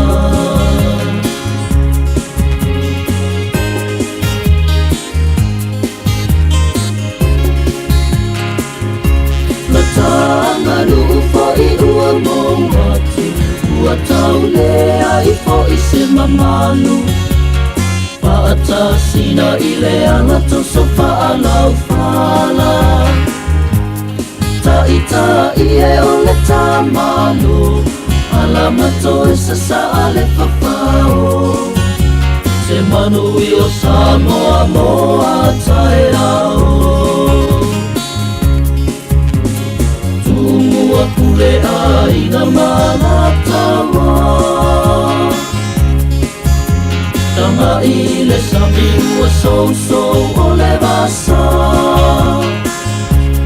Toe liu le whaautanga Tangata ia ola ma le fia O nei aso a whainga tale soifuanga O nei aso a whainga tale soifuanga Se pangmania le sunga ia jo waine ia e mana tua pesi o tātou tunu I Samoa. Mō so tainga mana sui o le radio Samoa le to sau whailo ina po ili nei te mani wa po lana tau tua lo tātou tunu ia e maiso longo po ili ina malu le tunu ai tau manele atu no pia ia tunu e mamao ngaruman mana au tanga baia tipi au tanga baia patala batu le ngang pa lolo ma lole so I formulia o le uso mane swafa ngaruman mana Ia, sai pua manu bia teito, malo le usu, ia malo fo I tau tua tunu ule nei asa whareine. Pāptai, e silo nai, whanongongo I maa losi alo si fonga, le alofa le nao le li, maa lo le tau tua, mta vila mai si o tātou tunu, ia mai se lama o tāna I mea na tupu, mea wa umana tupu, ma mea o la tupu. Tai tonu, ia, maa nei ale, tā se mo muatu le tāna le tau, po aha, mai si o tātou tunu, po angi se makangi, po pa uti munga, ma le ngang whaano alo o tanga vai. Whaptei teito o le wha malusia ia whautuanga fo I mo o ngā sami umor tātou tunu.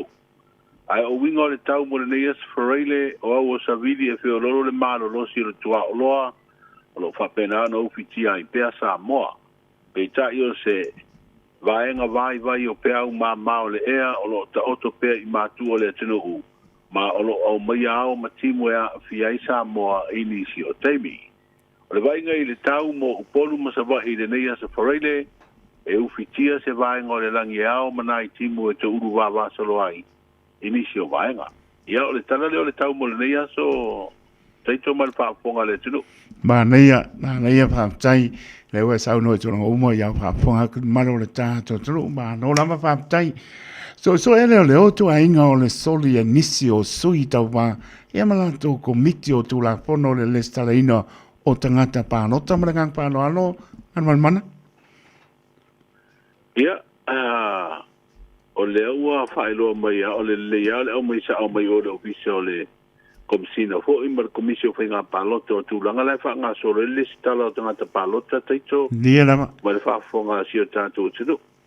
Le sa whaeloa mai se ma whiro ingo hui le o penga te whairangi. Mm. Ei, leo ai mata upi o ave leo se o le tūranga hoi nei o le wa le vana i eri tūlafono le na teu le tūlafono pālota tūro i eira i inga le mwhai e sui tau wā po se tangata o se komiti se sui tau wā. Ia la. Ona toi o e la umai tangata hoi nei ave whai le stala. O le aua ave le tūranga hoi nei o le whai tari o le tangata anga i ai o le opisa e whai le stala. Ia e peo le tūranga hoi le wa o le si tūle me sai tūmbalo te tele hoi nei. Ia la. I le vai maunga ma whale ata.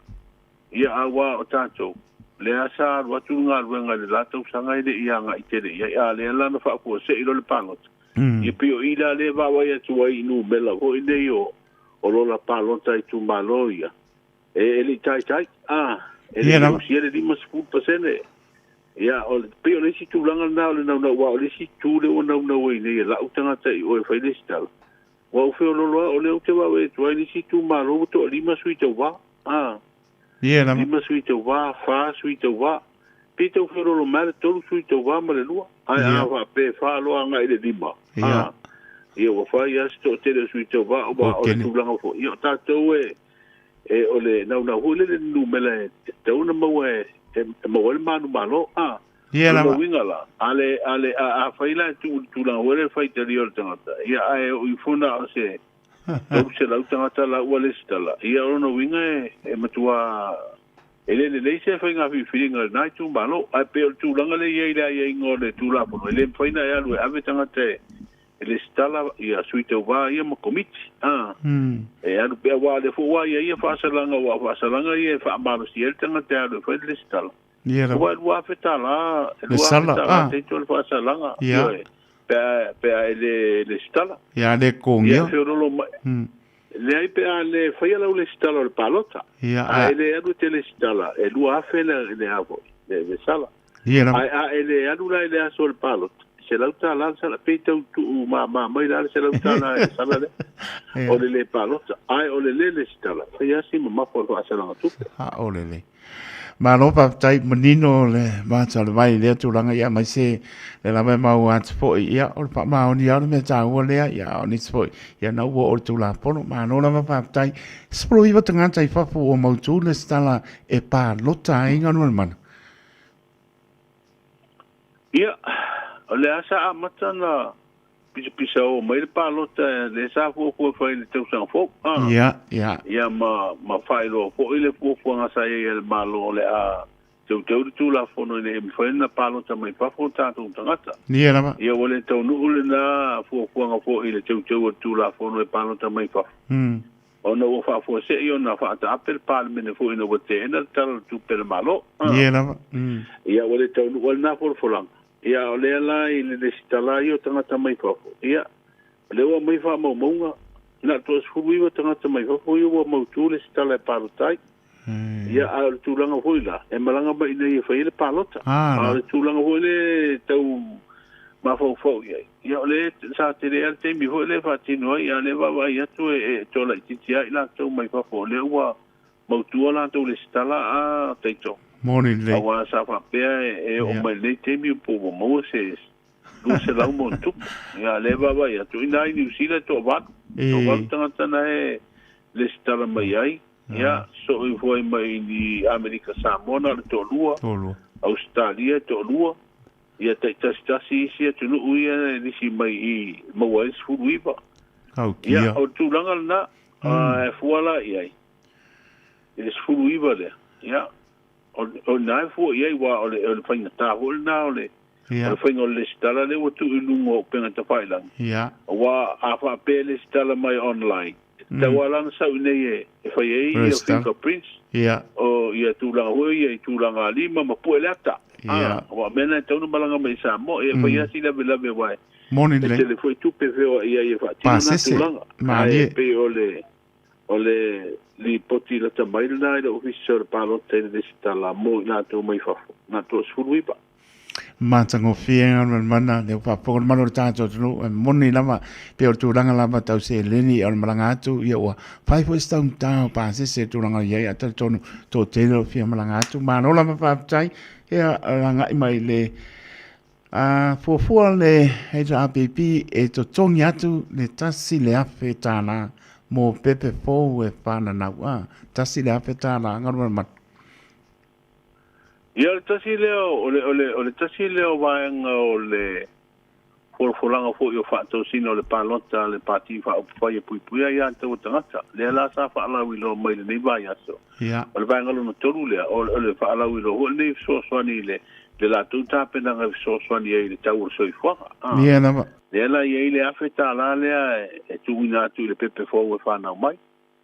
Ia Malaysia awhi tā la la e te tongi atu i le tamititi fo le umaleo na whaitu i puipui. Ai, o le tūranga na i whalau iloa nei a fua atu i ai o le tūranga le tau soi fuanga le whalau iloa e le hoi pāti whaupwhai. E pe o tupea ia abatu i tua i le atunu hoi le soaswani e whamama venga iai. Ia, teiro i e pole asa o esi le sila teitu. Ia. A whapea o le tūranga le o le a maua le awheta la le pepe fōu. Oceania. O kere lo e laki la urungani fou ala e laki i le whatosina le. Walo o wingo le atina e tamaiti le la whai i wa kere a kamaki o kere ngā hawheta ala e tauka. Akala kua maka pepe lima ua lima afe vo ia. Paula me tar sia ia mauni se masanga lima wata ia. O le mega. O ngai karo yes ka a konga se manga se masanga se fulu lima. Ia e malo pa tai. Fala wilo le teito. Teito te pauan me tu langa o fala wilo le. Ia. I le fo nga taua mo e ula ia i fo i le ngai. I unga li fo. A pauan me o ka koro ma ko o misi a ko mar pasira. O ngai karango mai ase o mangum tabai. Mori pa malo pa tai matango pieta tala fo ia e me sore pa pongo malo ta to nu ia onta u tala fo ia mole ta de vanu mato lo pa ponga tu ia tunu ma pa mole ta ma vai ai ngan mana ia o tala le fai ungo nga ngol nei vai aso le o mo tu mai ele o le ufa mau tu mai el fam sinonga o tala sanga pidi fo el fam sinonga ma o lunga e ma fai ona pa lota le fon talai ia o le la o te na ile tala sanga pidi fo isa tu ina tu e tu le e te tai ma sui tai ma le o le pati fa o fai e pui ia tau tangata o solo ngale nei ta penanga fo o isi o nanga o le fai nga pa lota tele e pe o le te pena ina o me fai nga luenga ma tangata e fatino ina le pa lota e pe ona fai lo mai po yo le komisina o fai nga palota le nei ba yaso. Lua fele maua lunga o tangata palota inisio i tu malo savai. Ai pito maua lunga upolu i tu malo fale ata mawai maunga. O le ua mamoni atu fo i le aso na nafi ia nisi po e sui fa tu o vai nga fa upu fai o lo tau vai le fai nga palota ia mai fa lau tele fu e tātou tala teito man fa fonga le tunu i te masani. Tai mori na nganga pa maro mo pa tai o le uso bani swapa maro lau tau tu mo tabela pa ponga atu mato ya tunu e mau pa maro ta pena ya so uma ya me so long po lino maro ta tunu ya le pena ni e atu le uso mo le maro si tino atu mo le uso ya me se po ile tau si por tu mo po ano ya man wi tele lo pa tele atu ta tunu ya ta to pelo ai pe man wi po le weekend ya o le uso ngan man mana Au teito, ia, whapena fo il nai tu o tātou ngā runga, manuia fo ile whai ngoi wai aso, ma fo whanga, tātou ma futa pē, nā fo i mai aso fo pē au lia le lofo tātou tapau siri. Tai, pa soifua ia ngan mana? Soifua. Soifua. Just think a minute. It could change everything.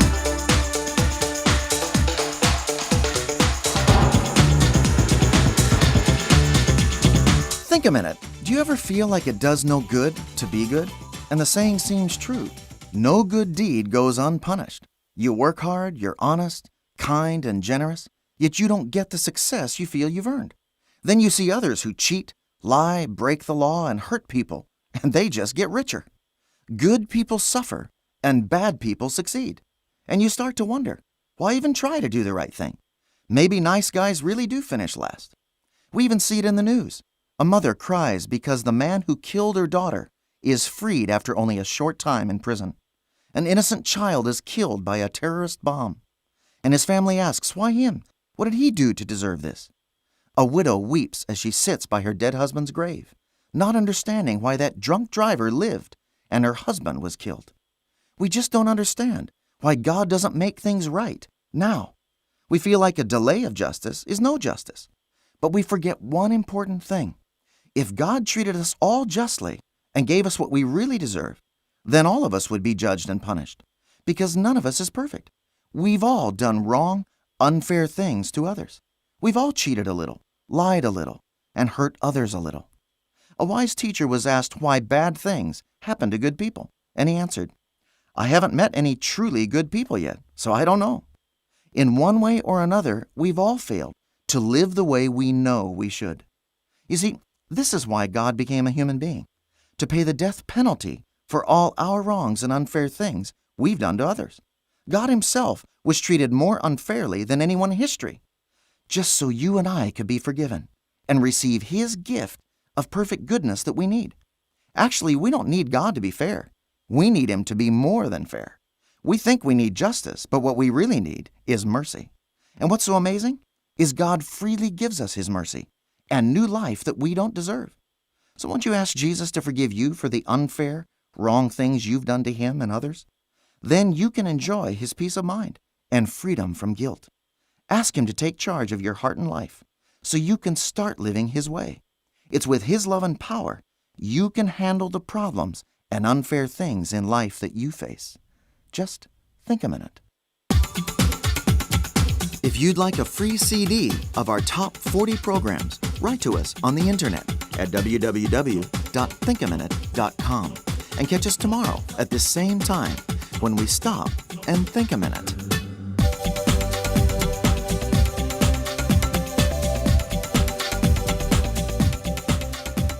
Ua na ole Radio Samoa se furulima iwa toru a mo e tautuaina o e ilaungangana fitu aso le vai aso.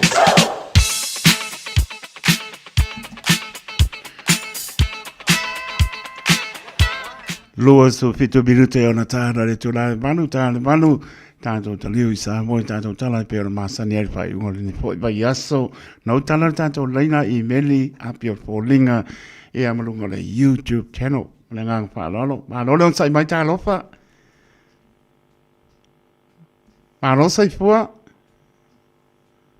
Whakamanuanga nei mo las whanau o si mātou tamā. Ia whauka peneta i manreua au kilani. O nei la so losfulu o iuni wa ato ailona onas fufitu tausanga dad manuia tele la was whanau. Ia lofangia lea lii whaopopuni si aso se tele mo oe. Ia maua pe oe le ola ma le maalosi. A wale tau singa tātou wa inga. Ia ole nā wala tulau me alofa masani ai. Ma le Western Union. Dad manuia tele la was whanau. Ho alofa anga ma whamanuiangana ma lau whanau. I nei i Sydney, Australia. Ia Vau Henry, ma le ainga. James, Jimmy, Lena, ai whaasiliane. Ia ule o lo i lunga telefoni o lau ola. Whaftai mlau awanoa. E piesa mea kongora keukus. Ia singa mea. Singa mea. Fea lolo muskoina. Manuia lea soifua soitua. Manuia lea so. Ia, alofatu wha soifua. Soifua. Ma lolo on sai mai tā lofa. Tā lofa taloto. Manuia ndi Taeao. Tai lava. Baura tā manoa? Ole olofa anga o la sulu se fulu neo. O iuni wa aso e se fulu tolu tau sanga o la usana leo. Tau sili. Whamanuia lea tua ni tau sanga tele wa ia fua ia te ia. Mawal tino malo, si mal tino malo loin. Whawhea ngai fo ilona tina al tau singa wala e mai. Whamanuia lea tua ni aso tukua e tele o whawhita uli. Ai mai se o awa onga. Ia alofa lea tua whatasi lea tua ia te ia yon tua ngane mauna uso. Ai mai se mato a inga atoa. Whamanuia lea tua. Ia alofa angana e wati a o i whawtetele la wataito i manuia lo waso. Tai whatis mai manuia fo ele holiday soifua e tēnā. Ia wha soifua. Soifua. Nā mnor tātou leina e a Malaysi fast food se kone e le o le fast food minuti e fa mole o le fast food se kone rongo vinga e le imoa ia le minuti fa mole ia nai matala le tato leina tolu pitu ta se lima i matolo numera ia tala no mai ai fa mia le aso fu ia le mamano le tato tunu ia malanga fa no O te eno le pili o fa mo tu ai le fai. Na no tato leina email se ko sia kasia po moska ko email apio polinga ia le ai ia ta pena por programa está to pese mai nei aso fora tu o manga pa lona. This is your celebration.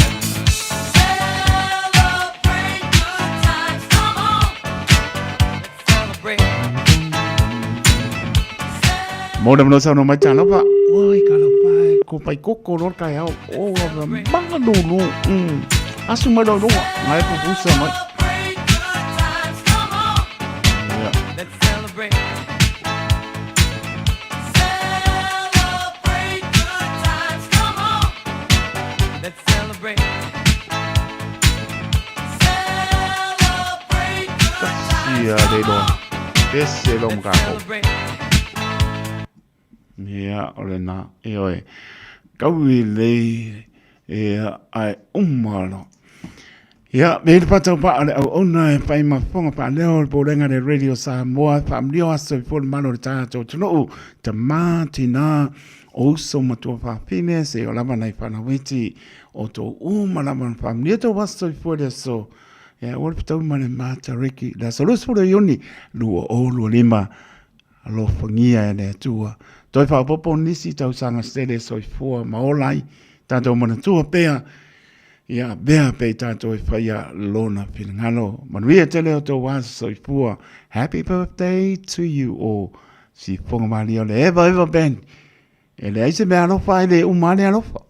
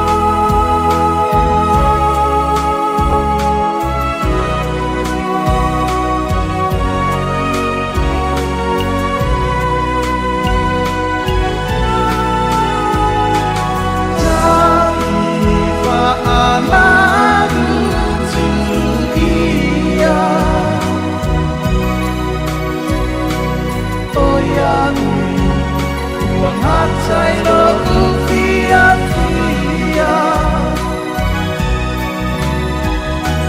Tangai tue ole lao Siya batu ya owa inu umahau Te au o mai lepo Ta via maloro Ai ua le mawhai Tu siwa paloloto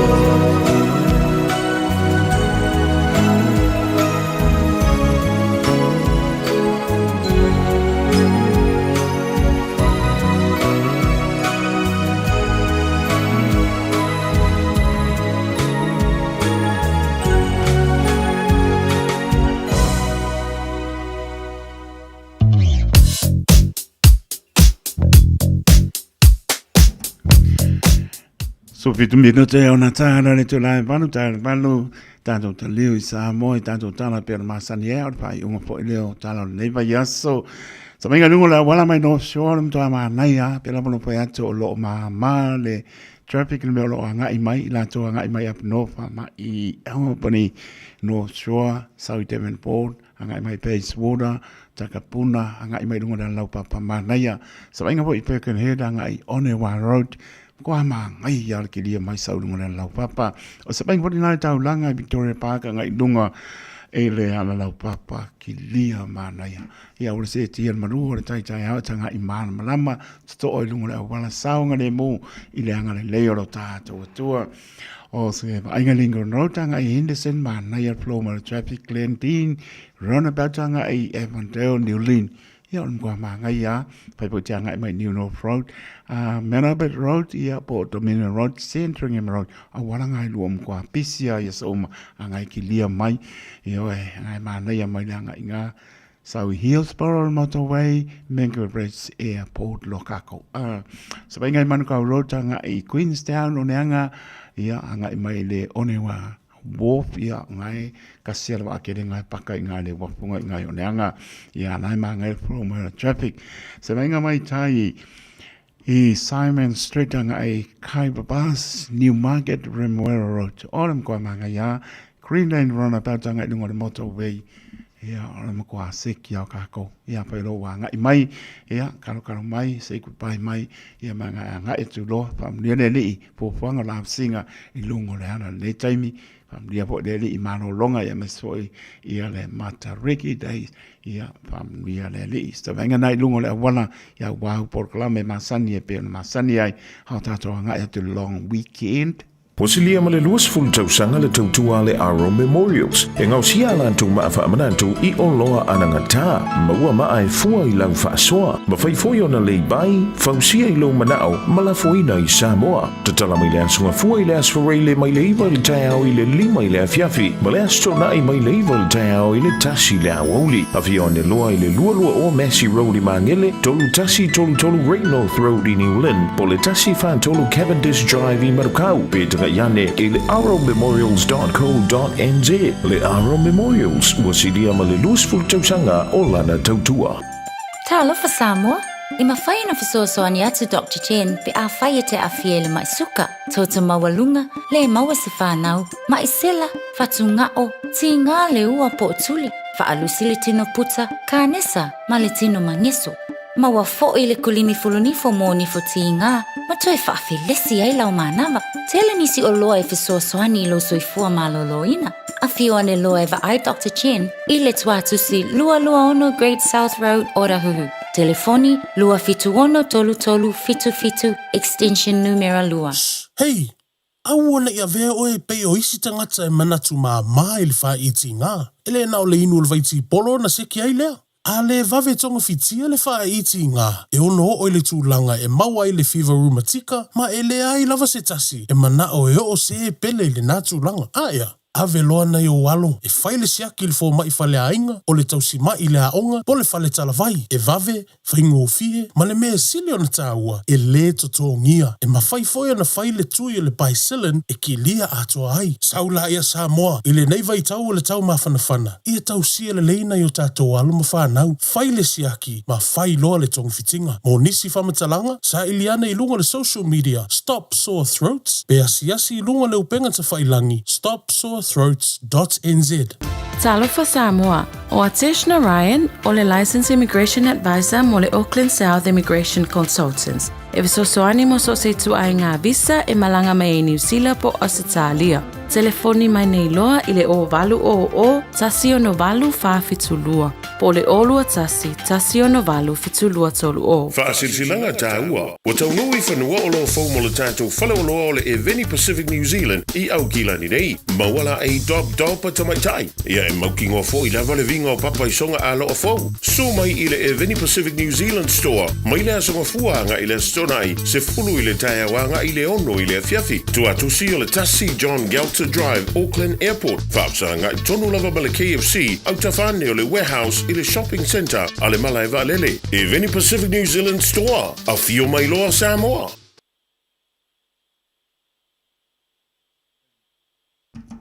Taimi tole mai loa bino te ona tahara le tulai vanu tātou tala mai Samoa, ta tono lo manuien mano tātou tano le aso whareile, waifo po le mai aso. Lospolo yuni lua o lua lima, whamnatuina ia le niwia maoni le matariki, ia pe on silpia mano tātou tano, mano loi moto malau tono o le tani lea ia te aua, e lea fia matangi sau tala, o le tani ia, mana ia le maro loi moto malau, kele mea se peai o kupe, se ia sepe pengsingi, ia potua i moresi taimi long weekend, ia ngai lava taimi ia. Patalo patu ia manoni efu, papena po i Oceania ko la unumat patua, malino po alo mai sini Australia, soa port ua, Paraisa, Peterica, mare ainga paaptai, Andrew, Tunganga, ia paaptai, maputa mai mangele, ia malo lava, Andrew, Tunganga, mare ainga, pena po ia, mai ava Simone Talia ia manola polo eva mai Melbourne kusa lei le kau Melbourne malulu ia mauki nani sao lei mai ava lo fatu fatu ia tu stala no fano tu stal sila wa mai ia lo fatu foi no ia fofanga o le asmano lo fatu ia nuti yoasa paptai silo nai manuia mai o mai ngani nuti yoasa papena fo ia Willy lei a taua pele eva mai Willy ia pe umala eva mai Brisbane ia sao mapana o tau ai manu luma tau pa mapa tamate ia mano lama le onsai le nga uputo mori tano fai tina wa mai eva mai Brisbane ma nei o nai mapana ma inga tu inga mala wa mai ia lo fatu nise no alofa ea mangaia la marga moe asuro ngor ko pai ko mai nise no alofa aptai mona mata tia fe wanga ia ka ko lengi po ngasa bali mona mata tia fatu ia pena po ia Marianne Dillon ia pata lofa mai San Francisco ia na waso lulu aso tofio to ya ne waso faria mato mai America ba no la valeva mai la to ia to no o mamau lofa te latu manuia o kilani manu tu ai fa pe fo i o to no mau pa ta lofa te la to fe ngai ngan venga le uta to ngan lu le so mano lo e ma kwasik si le ko ngo por pani o masuka uma ia me ai io ai nga io a anu fe ngan venga ole fia sia o ya committee o femio ye so yema skape si usa committee ma fatua ya veneta ya mano poalo nga ole kama pia ma mafo ko ingora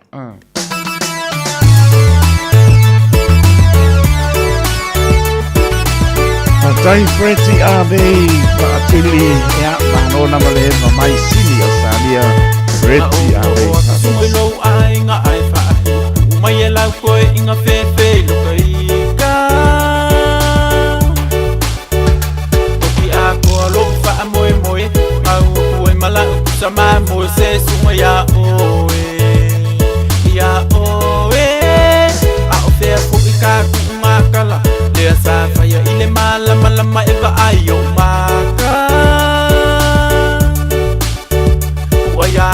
lea o lau koe inga o ka e o ka fia ka ngoli mai longa fai tika e fia ka maleanga manga wha makalanga ai se elingo fie te a se o se mea sunga i unga au ka wha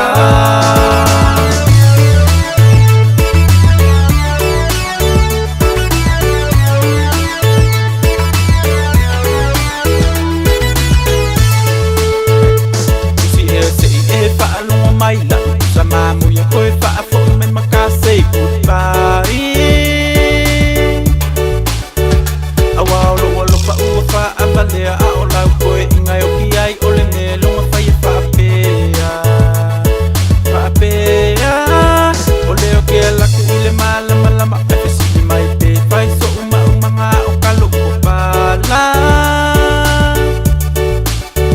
si e si fa makala la koe inga o ke fai ngaluenga ofisa ai se ua fika e fia ka maleanga manga wha makalanga ai se elingo fie te a se o se mea sunga i unga au ka wha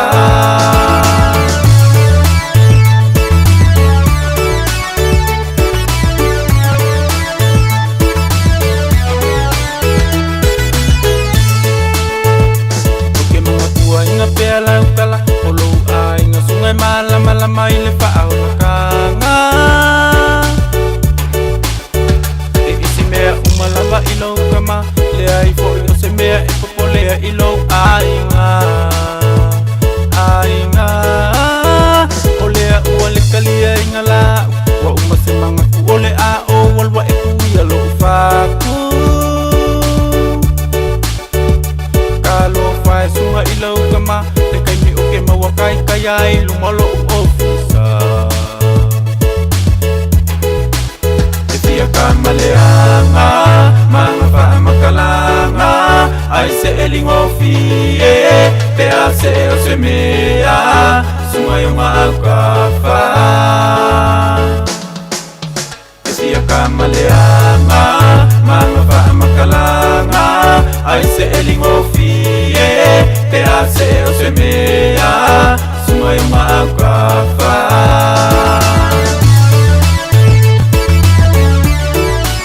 Yo e sifo maria o ya komiti e o ila mga pese i ai anga ko okuli ar ka maarong partua.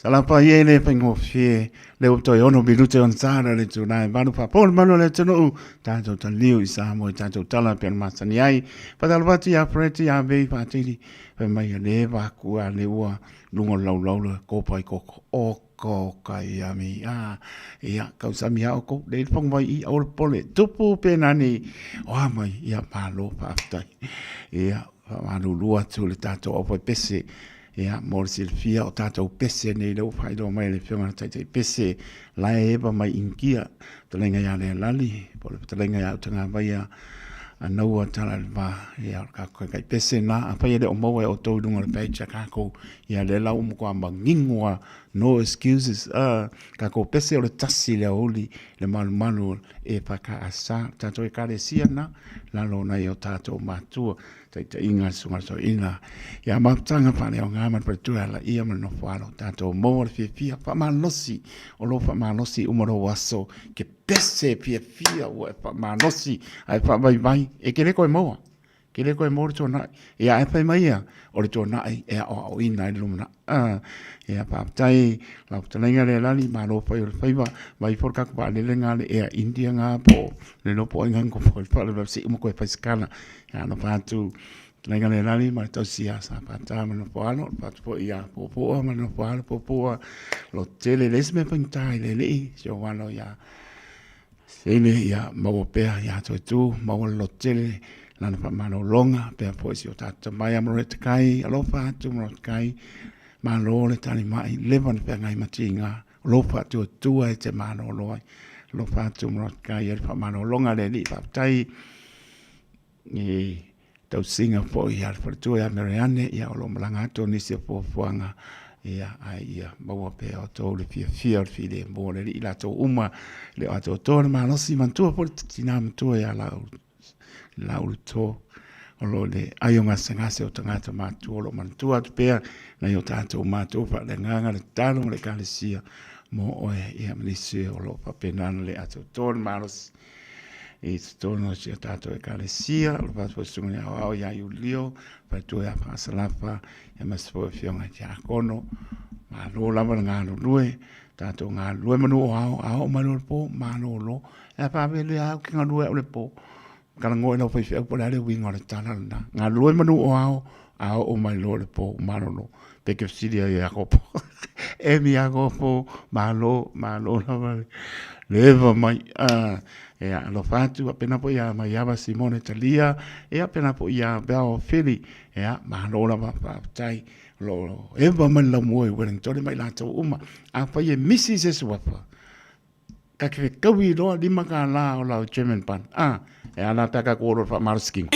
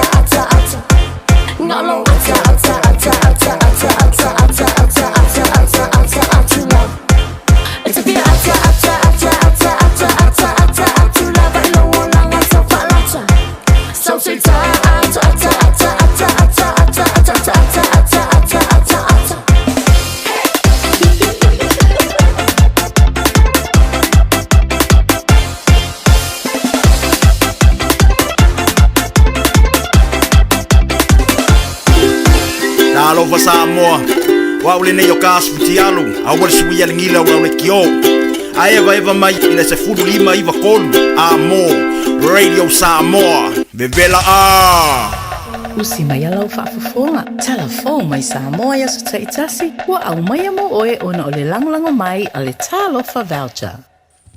O te whatalofo e lo tātou o tunu i le taualunga o le ngāruenga o le nei vāiaso, tātou whero ai fwoi ma mafuta i au se mai alau whaafonga.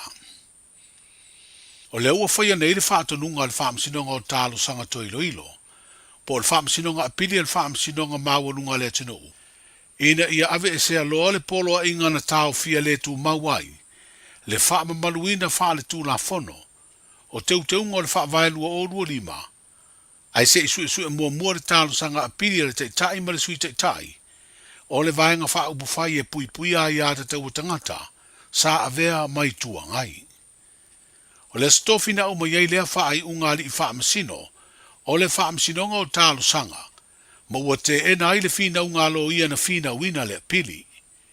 O le te ena o le apili ua wha mautu ai le wha ai unga, a le fionga le wha masino sili, le fionga sa tiu si mativa perese, le ana te ena ai le fina unga le i tutangi, sa au tu i le mau, e le mawhai o na pālota le whafonga fitalai ia ia inga o le vaenga lima valu pui tasi, ma le vaenga se lau ma le iwa pui tasi o le tūla whono whavae.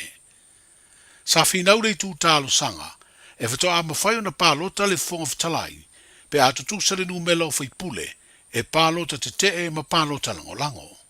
Pe ta i le whaai unga le whaamsinonga apiri o whaamautu ai le whaai unga, a le whaamasino sili e peo na whaai loa i le whaai unga, e le ai se ai inga o le whaavae, o tapu ai le pālota o le whafonga fitalai. Tu sa lava pōni me tā ubu tau le tū la whono whaavae, e mana o mi ai le lua vai tolu o no fōa le pāle mene e pāsi ai. O le unga watonu i ai le tālo sanga apili, wa mautu ai le wha moe na pāsi ai te unga o le whaavae lua o lua lima, o le toe whaafo i leo le whaamsinonga, i le pūlenga e tasi e whaurulu, i le afionga i le whaamsin sili. O teunga fo ia ua tau fi ai le whaatuina, o le whaamsinonga mawalunga le whaamsinonga o whanua masuafa, le asa wha moe e ilo ai ni mata upu e toe lu i ai ni wha ai unga, a le whaamsinonga o tālu sanga apiri a lea whaamsinonga le tino. O toe fo i umanei tālu sanga mo le toe ilo ina, o ni wha ai unga lea whaamsinonga, i le whaamsinonga Siria Samoa, le Supreme Court, e peona sasa wa i tau sanga vae. E to tolu ali whaamsino le whaamsinonga o tālo sanga na tangofia lea ma tā ubu, whaatasi ai nisi o whaai unga le whaamsinonga mawalunga sa toe apili. O li whaamsino e awhi ai Justice Harrison o Justice Asher ma Justice Young. O whaelo le komisino o whainga palota, le fionga tole a fuatu i a whelolo Alexander John Stanley, le solonga le leo isi tāpenanga mo le whainga palota tele le tunuu, e se mai lea i le ngā ruenga lo whanga solo, o le lesi talaina o tangata palota. Ua oka nei pusa palota i New Zealand ma le wha moe, e taunu i le vai aso muri o iulai. Ma o pusa palota ia, e mawhai o nei loa atu mai fafo o tonu o le pusa. Ua mai ata pena fo i tau ufonga o masini wha teknolosi, e mo o mia e wha tino ai ngā ruenga o le palota, ma ua tu ina atu i le komiti o tau ufonga le malo, ma le fuafuanga o le vāiaso le nei e tāpuni ai, le tu ina atu o ofo company. O nisi vaenga tāua le ngā ruenga o le whainga palota, o tā vale ma ua ta pena fo i tau ufonga, mo le fia maua ni tā vale vane se lau 5 o pasi e 5 valu, tasi le loli e mana o mia, ma tā vale SUV e valu le wha moe, o awala ia fe ave i aila ufai ngā ruenga ma pusa palota. E wha se lau tōrus fultasi fale palota, wa mai ona wha mautu, ma ono fuanga ia whai aile whai ngā whiriwhiringa lea tunuu, i motu o uporu wha pēr masawai. O le masi na fōua i ulai e whai aia o onga, mo tangata whai ngā ruenga e awhe wha se lau 5, wha pēr leo leopo o malu o le malo e valu se lau. O le wha moe i a malamalama ma manino i lātou, i le wha tino ina o tiute le teimi o le palota tele i a au kuso. O i tū malo palota e 2 le tātou motu o savai, e nao le lua i tū malo e siria le lua awhe le awha ingo tangata palota, e te tauna le sitala i a lātou lola. O i tū malo i o whaasale le angatasi, lua awhe ma le ono sfurwha, ma whaasale le anga lua, e lua awhe ma le 5 O lo pito i eile i tū malo o palauli tasi, e awhe valu se lau iwa sfurvalu tangata palota. O le tū malo whaasale le anga tolu, e awhe fitu se lau iwa sfuru, Ma le tu malo fa asale le anga fa. E afe fitu se lau se furulua tangata palota. O i tu malo pito le titire nu melo tangata palota i se vai. E le o i se tasi le afe. O fale a lupo e ono se lau se furulua. O fa asale le anga lima e iwa se lau lima se furulua. O nganga e maunga lua e iwa se lau lua se furulima. Nganga i fa maunga tasi, fitu se lau iwa se furu. Nganga i fa maunga tolu, fitu se lau fitu se furvalu. Vaisinga no lua e valu se lau valu se furtasi. Masale nga lua e valu se lau tolu se furtasi tangata palota. I upolu o i tu malo palota le vai maunga mawhaleata o lo pito mawalunga. Le numelo tangata palota leo wo le fitu afe fitu se lau maritasi tangata palota. I le tu malo whaleata tasi. O whaleata lua e ono afe lima se lau se furtasi. O vai maunga tolu e ono afe lua se lau iwa se furlima. Vai maunga tasi, lima afe se lau tolu se furtasi. Whaleata tolu, wha afe iwa se lau wha se furlima. Masanga ngatasi, o leo wa wha mawina leo o atu, i le wha afe lima se lau lima se furvalu ono tangata palota. O i tumalo i polu e leo i se tasi le afe tangata palota. O whale aliri lua, fitu se lau fitu se furtasi. Le i tumalo le pā, valu se lau se furfaa. O ale i pata i tū pā ilunga, fitu se lau fitu se furulua. Ma va au fono ti, e valu se lau se furfitu. O ia foi nu mela mai wha maumaunga le ofiso whai ngā palota. Ina ua mai au na AVS tangata maali liu, o tangata ua suia i tū malo ua lesi talai. Ma tangata ua malanga i fafo talu mai le palota tele o le lua o lua tasi. O le ato iai se wha o poponga. Ona e iai tangata palota ua aulia le lua sfutasi tau sanga o le mātutua, o tangata ua suia i tū malo e palota ai, ma nisi ua umia suafa matai nu o ia i tū malo, ma ua finangalo e lesi talaloa ma wha o ngā, e palota ai. O le uto e si ide ao te maita ilo ia, le fionga e au le ota tima le avaise tā, e toe finau le tofi faipule le tu malo fale a lupo, le ana tau vai le palota tele o le lua o lua tasi. O le stofi na mamori atuai le vaenga wha upu fai, e pui pui ai a te tau tangata le a tau vai. O le foi ua mori mawina i tāpenanga lea pāti, le mamori atu o se tamali ina pūlea le company telefoni fe avea i o le titi sao ni tau sanga utua nai. Le fionga i a pepe fia ai le toa Christian Fruen, e tau vai le tofi o le tu malo palota o falea ta wha. Na mamori ai fo i le vai o sonei, le sui whatu o le vanga wha upu fai o le atau wā, i le tofi o le nufo le tu malo le vai maunga tolu, le fionga tai o li i seu fiti ai masu. O le isi sui tau vao lea pāti ua mai o na mamori le vai o sonei, o le fionga i atu mele sua toi fuata ina seve i ele Schmidt, o le tofi wha o li oli leo le tu malo, o nganga i fo maunga tasi. O le vanga wha upu fai o le Samoa ua poto poto, ua wha alawi loa lau tele i le lato upenga ta wha ilangi, le tasi o na sui tau vā mo le tu malo a ana alofi tonu, o le fionga tofa ili tanu vasa pere sasa tanu vasa. Ai o le whātua tua i le tua Samoa o tasi, o leo o mamori aloa ia nei le vanga wha upu fai. Le sui tau vamo le tofi wha o li oli o nganga e maunga tasi, o le to wha wa ao ao salu o lo fipo. Manuia le whai unga o le vai aso, soifua.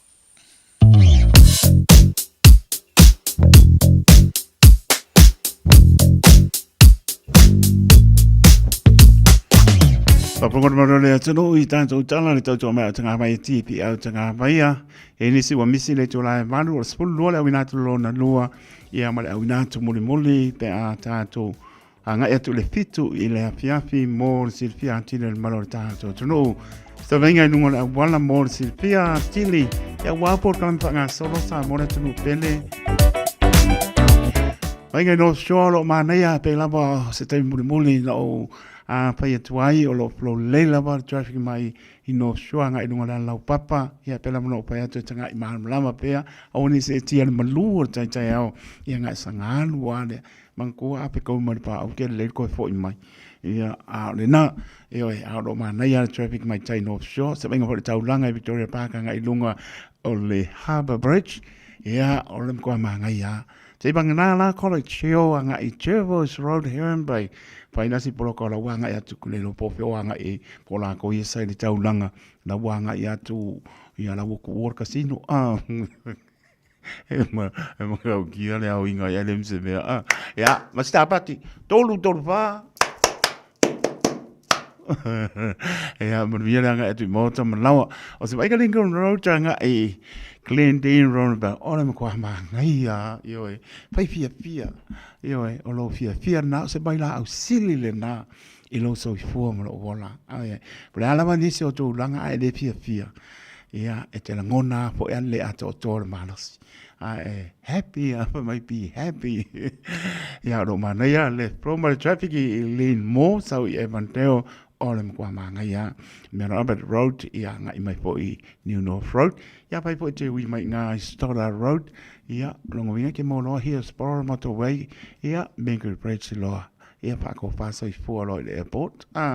So I gai, Simon Street kai babas ngai mangai clear pela no fa tu e nai Crafton Bridge ia mo tanga se au kilani te lo la to e asi mai ai le o la time yo asi singa ai se bang na doctors and nurses lo anga tu nga lui a lo clear time nei e Crafton Bridge ngai mai I New Market ma naia ngai mai manu road te kuli mai Queenstown o neanga ia kasiara ba alai paka inga le wafu o neanga a lo manea for traffic anga I Mengo Bridge sau I Remuera Road longo winga ke pa ia koro inga I St John Middlebank GI Pilkington Road Pam Yualoa ia pakuranga highway loa ko ka liu mai Ellerslie Highway Mount Wellington Highway ia longo winga Sibio Park ngala ko poloka mai nga lunga lan motorway Greenland Roundabout ia ngai mai loa ngai mai loa pa mole pa ko fa mai manuia pa ngam langa ne asam popanga o le tato waso malo lo le matariki ia ia le pile mo le li ia ma pui lo to soifua I le ulufafo ma le ulufale Ua mawhai ona au ina atu le tala o le tau I aso taitasi ona o le lango mai a le Pacific Finance Limited. Telefoni o Varselau fitu whawha lua fitu.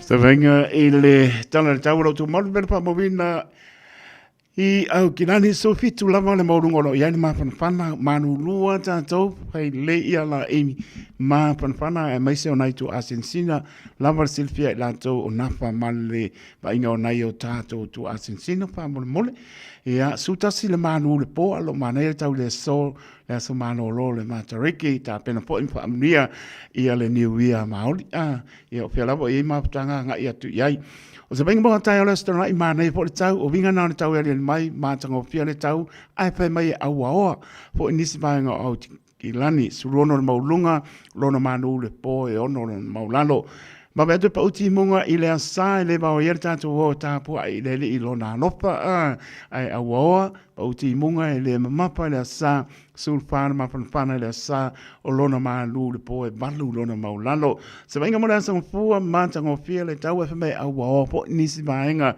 o le asa mfua sufitu le mawhanwhana o le asa mfua marona manu le po e ono lona maulalo toi patalopa isi o tātou tono I Samoa su 5 minute lau te aile I Samoa ia leu su 5 minute te aile tu lai malu ia tātou o lo tu malu vera wha mawina I Samoa losu riva le maulunga o lo iai mana tua si o tātou tono e pele I o taupi ngana mo tātou loto I lau te talo losu riva le mawhanwhana lo iai losu 5 le manu le fiafi ia me o lo awawa ale ngai pa ponga mai pa mai au tanga mai tipe au tanga mai o lai manaia ana ba kula o awawa ia mana tua pe lau talo up no pa toa ngai mai lunga na lau papa ma sango fie pa pe mani mai o ngai e ma mai traffic I lau ngai mai tonu au kilani ia pui le maru le tunu pe lava talo no ia ile so ia ngan le ia familia pai ngā malanga ma fuafuanga le nei aso ina ia awari itia me uma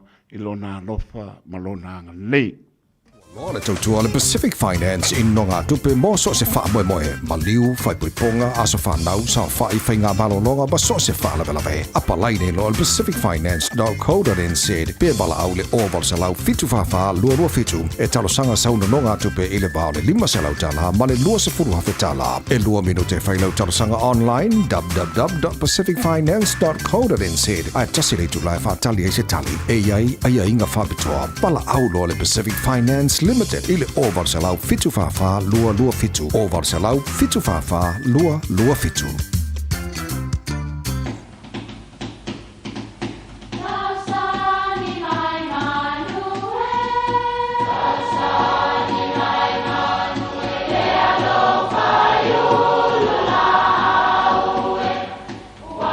E o whanga manu i ululu o la au, awa e whawhanga i funga o la au. A o le tangata, e whawhanga i upu matala. O le mawhileo o ala ngā upu mamuanga ngana Samoa maona whaapongai, e a fua ilo na sio mianga. O lona lea sao i le whaatufunganga o le iloa whaale aso, mai le tautua se ia o ina pule. O ala ngā upu mamuanga ngana, ua lanto mamanuina le tō whamanino a Samoa, mana tua foi, e tāo fitau muli le atunu. Ne i afe se atua o le ala. E whapea le talitonunga o Samoa na mua. Ma ua o mai lava i aso nei. E a i tua uma awala o le sami, awala o le fonga ele ma awala o le ea. So o se whaalawe lawe tupu i whainga malanga, e talitonu Samoa ua oso whaia e a itu o le ala. Whai mai Samoa o le whanua malona tapu a whanua. O a itu nā o a inga manu. O lo tātou whaalongo fo i la pata i ngā tangata whenua Māori. E ai fo i o lātou wa itu tausi. A itu o le sami ma le whonga ele. E au fo i o na tātou whaaloalo iai. E whapea la o so se teimi lava e sauni aini malanga i lunga o le sami po le ea po le whonga ele foi. E masani o na iaile la pata inga le nei mai le au matitua. Ia, saunia i manuia lau tau whai ngā malanga. Tā alosia ia awane i afe se atua o le ala i lau tau whai ngā malanga. Ena ia whaataun uina ma le manuia. O le langona le nao le nei foi tau sanga a fua lua afe se funu ma le valu Samoa. Tau ina ia awane i afe se atua o le ala i le tātou wholaunga i le nei tau sanga wa amata. Ia tau to o luaina pea oe e le atua tai malanga le lei. Ne i afe se atua o le ala. Ia manuia lau whaasonga le nei aso. Radio Samoa. Taslima iwatolu amo.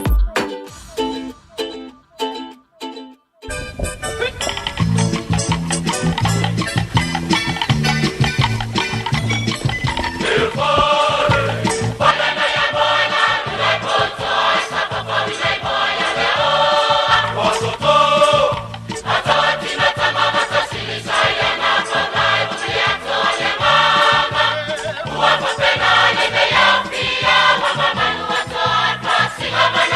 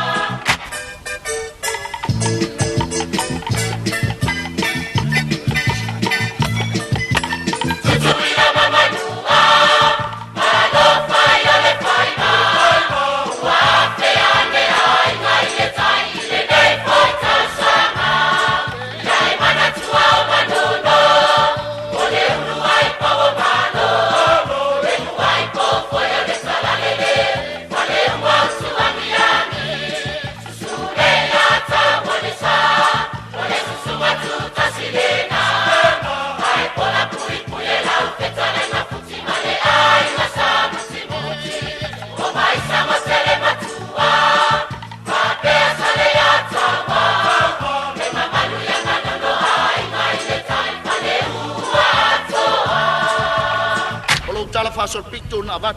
Sila umal tok tau sanga talu na waaya o Amerika. O le tele o na tau sanga.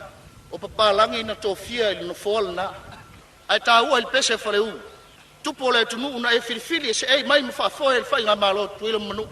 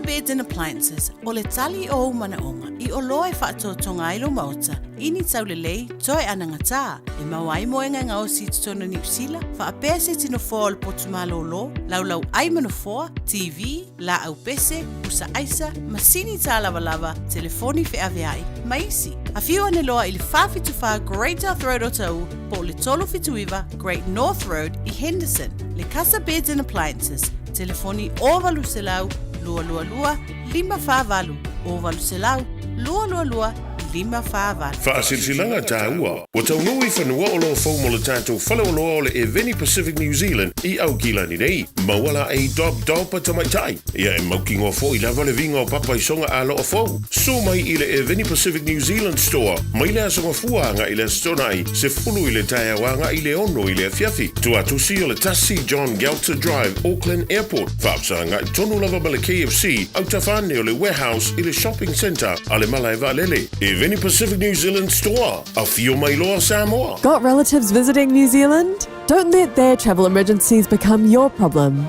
With Southern Cross Travel Insurance for non-residents, they're covered, with assistance available 24/7. Get a quote now at scti.co.nz. If you feel for SJC valuable mo so malisi, e failo antula na sa ilinga se leni, e tawala ile wakafoni, ole afaye le astona ia so limo Julai, ile Barry Curtis Park i Flatbush. E vala au falo alo tua i ainga mawo, o mafutanga ala umua ese, ai maisalo tanto ainga malisi, tato te fia fatasi ya ile aso awaso tanto sao, mo le failo aina ole fitu lima tausanga, ole kolisio sangato Yosefo, fa pe ale fa awa wina o le polokalame o skola sipi mo a onga felela malisi le rei tausanga. O le sini au tu o le fitu lima tausanga. O le sulu o le wha moe mo le kolisi o sanganto Yosefo. Malisi e ua mo mia e le tanto lau mua loa au so swani. Tu lai mai an tanto ngā lulu e masava vali whaatasi. Le rei wha moe tā ua. Awale atina ina ma le wha le leia o sanganto Yosefo. Wa vanoa pe pai whaatino ai lau fōai o fisa o le Pacific Easy o Tara o Tahu ma mangele. Pe fsota i maisui o le komiti i le ovalo se lau o tasi ono o le lua fitu ono fitu iwa fitu wha ma le lua fitu ono fitu iwa vanu wha whamaruia le tua i lau anga lelei ma ia maruia tele le whamaratuina o lo fitu lima tausanga sanga to Yosefo. Hey, don't be that guy or that auntie ignoring a sore throat. This isn't just some drinks and lemon tea in your sweet situation. Untreated sore throats can lead to rheumatic fever. Nobody wants that for their family, eh? Go get your Pepe's sore throats checked at your GP, school nurse or pharmacy. It's quick, easy, and most importantly, free. So come on, whānau. This summer, take care of your tamariki. Get it checked and get it treated. For more info, hit us up on socials at Stop Sore Throats or visit stopsorethroats.nz. Wasilia male luas full tausanga le tautua le Aro Memorials. E ngau sia lantu maafa amanantu i o loa anangata. Maua maa e fua i lau whaasoa. Mawhaifoi ona lei bai, fausia i lau manao, malafoina i Samoa. Tatala mai le asunga fua i le asfareile mai le iwa le Taeao i le lima i le afiafi. Ma le astona i mai le iwa le Taeao i le tasi le awauli. Awhia o ne loa i le lualua o Massey Road i Mangele, tolu tasi tolu Great North Road i New Lynn, po le tasi fan tolu Cavendish Drive i Marukau, pe taka yane i le aromemorials.co.nz. Le Aro Memorials, wasidia ma le luasful tausanga o lana tautua. Tasi lima i watolu amo. Radio Samoa. Tonu le tu la valu to to Radio Samoa so lima e va tolu a mo por kamel manu Taeao te tonu lo munil malu ta to tulu ala fa mai fa nu munia au ma pon pana o le ba antu pon sa le lon me tu puai tali pa ya ni lo ta to i lo to so i fo mo ta to volo fa popo ya so i fo ta to te ola ma ona mo ia maron pingano pe la ma puto mai au kilani mo to oi o to ma to fa ta lo fa tu le to le Radio Samoa so lima i batolu a mo ta lo fa lava fa ta lo pa lungo le penga fa ilangi ya bel filialo o mai la mo Wellington pastor Yone tamani le poa mo pertua mo poalo ya ma no lava so i fo monia fa pa ia tu ya ma no lo mai foi o la mua o Australia ya mano la male mai Cecilia to ngala pa tai tina Vasili malainga ya mano la pa tai sunga le awa o ya moritalo ni sila opa o lua ya lo fatu sunga to ina ya fatu pa te mar pertua mano le kalisia malosi lo bola wa mai ya lo fatu mano la aso pe sio Josefo pa tai. Ja leuso ja pida Enrico mai West Auckland ja leva mai i febo i Western Park Village i Ranui Swanson ja nga uma kama Westi kama o sene cars so i formaria pa tai manona leva mai i eleli ja ole fo mana ni Taeao fia le nganga ja ele yo ia po se lo ia o la pa pena po I ona pa se mai ia ko kai or ta to no ele ko ka pa no ina lungo fra tia ia le uso vane swafa tlinga ya so alo se tu mua ia wala ba to se pia ia o ia po ia o ese mata tai bala wina ile li ia ta tonu lo ave ia lo fa maoni ia o isfo tai me fio bala awak sitina ia ile kali mai ngore pisio Samoa ia le wa tonu mai I le Malu nei le radio Samoa ia le nganga fa tai ia il fa no tele e pa ta lo fa ia o lo so mane le swafa so ano o pa ia maro le atunu o tapu a lofi le ngai ta oto a ka o ai kuam tu tu o le alunga ta si ia ai patalo bantu ia o lo so mane o pa ia mo manu ia le maia le Taeao matango fe o manu no wa kili alo o le so fa fe kai fa ia taito ia nganga mo fa alo fa fe do ai lo fionga taulangi po lo sunga le o so swan ia Malu le tau tua ni Taeao fa pena fo yo no fa felo ia tu le pa ia ma walungo le tapo inga le tatua tunu o lo fita fa fonga masile mai moa I au nanga le tasidi me vatolu ni Taeao maso umalava manuia le matariki a taito ma le fa fonga anga le tatua tunu ia pa pena po pa mnia po e matriki ia ta pena po e maoli pa mnia la to ni via ia ta tonu o lai fia la to ia pe po I ta o po I se tem fa to po mo ta to e ame ato ia o le malosi o fia ia ma se o nga va na me le I ta to so fo mo no mai o mai nei vai to sanga show do a inga no fa ele fa pe o se so vale po se si tu ia ela tu sa or city nga tonu manu or city so mi ele tua ta taito lo fangia le tinal a inga mata maiti ia la fo e sila mai ia ma sa anga le tua o le ma wal malo so alo e ki nga ka kopi o pai lu moleli ai le ia ese fongo le tua ia tato ia pior kala ko inga le kungu la ngo le kua o ko ala fa au ka mo mele le ke le vavele lo fa ke ngese ko asa o ka ko fa le ko ia ele alo sia le fanga alo falta to li va kai tai to au o tu sa ma fa vesidi fa penga fo ki ngama fa nga u le lo fo le tua kai ko tai e o tari por si o te alpo mo lo fia e wa se ana le fa ngolongo mai lo se fonga ia mai sa mo te foi ia le uta pa sa nga I lu mo no le on poponga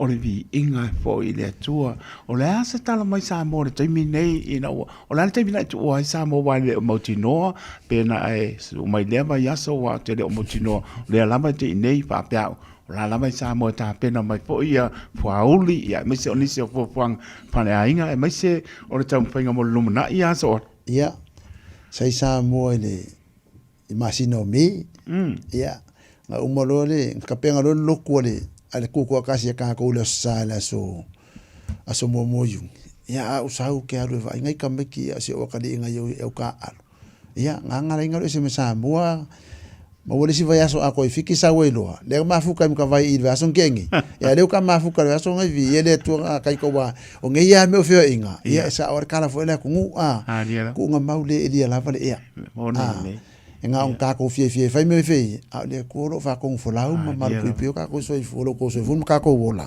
le mo ma lo si mo fo ngai ka ya fo fa ftai le tu mo me alo fo le ola me alo fa a inga tinam fa now ya me so maftanga ne fellowship le lo tato yai tato ino atu no ala tasili me vatolu taito no ele umio taimi sa e ni sila a una la po to le pra po stu langa po le o e pa mo ta la fo e ya ta upenga le ne ta pa mo mano le tunu ele taimi le pta fo I sa mo le taimi na o yo a no le oso o le asa to ta un fai atu o lo tu sa mo lo ma lo si mo le taimi na mata mai ta wa le asa se le kango se oso se ki pula le taimi na so I fu e ai mta to vola e ia pe o tu ama o ta la ma sa ta to nga ia me po ma ma o ta ma ngang pa lo so ia o le kala fo ngale le fa yesu le so ia e la kwala mo ka kalo ka le ola mo ia e mo nga o ye ki le lo ari ki mo vai o le loko ia o le mo kwa malo sia loko o le fiko I me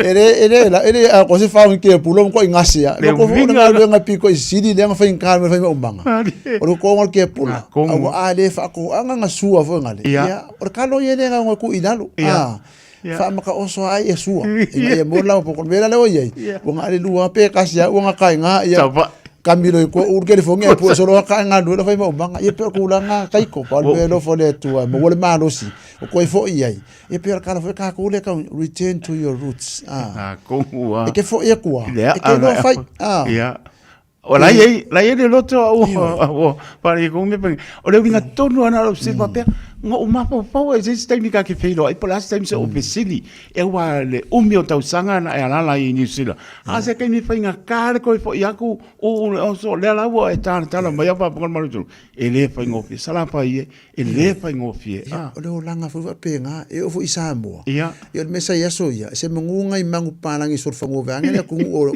o means of transport o mo manga ia ela ai nalo e fe ro la aku i dalo ka la Malu ale saule mayuka e me nga ku fa afia fingo mai la nga mo le venga e le venga so vali kai o ka vai ma fo peso vai me disi me mai mayuka ia ar kai mira ngi u fa na ngoi ka vale ma sui le olanga e mo fora me ka kai ko o se ko ke se o fa mo manga ma le moni o kele nga fa mo le sau inge seasonal work ia mal excuse le ya fi ele pa ye sa o le mai o le me ko ro o le nga po ia le ala o lo ko ia fa mo manga fa se ai le po akalo ai ka ko po e ko le sfuru afekalo ai no pega le ko no po ai fa me vale ai mama e vai na o mali lima se la ko le po ka se mal po ka sin kidinga ka manga pa me la va lo pusa pudu Malo tai o pi le wai tala foi pet sa no chulanga sa pia tala foi o si po mo le chunai pi si le chulanga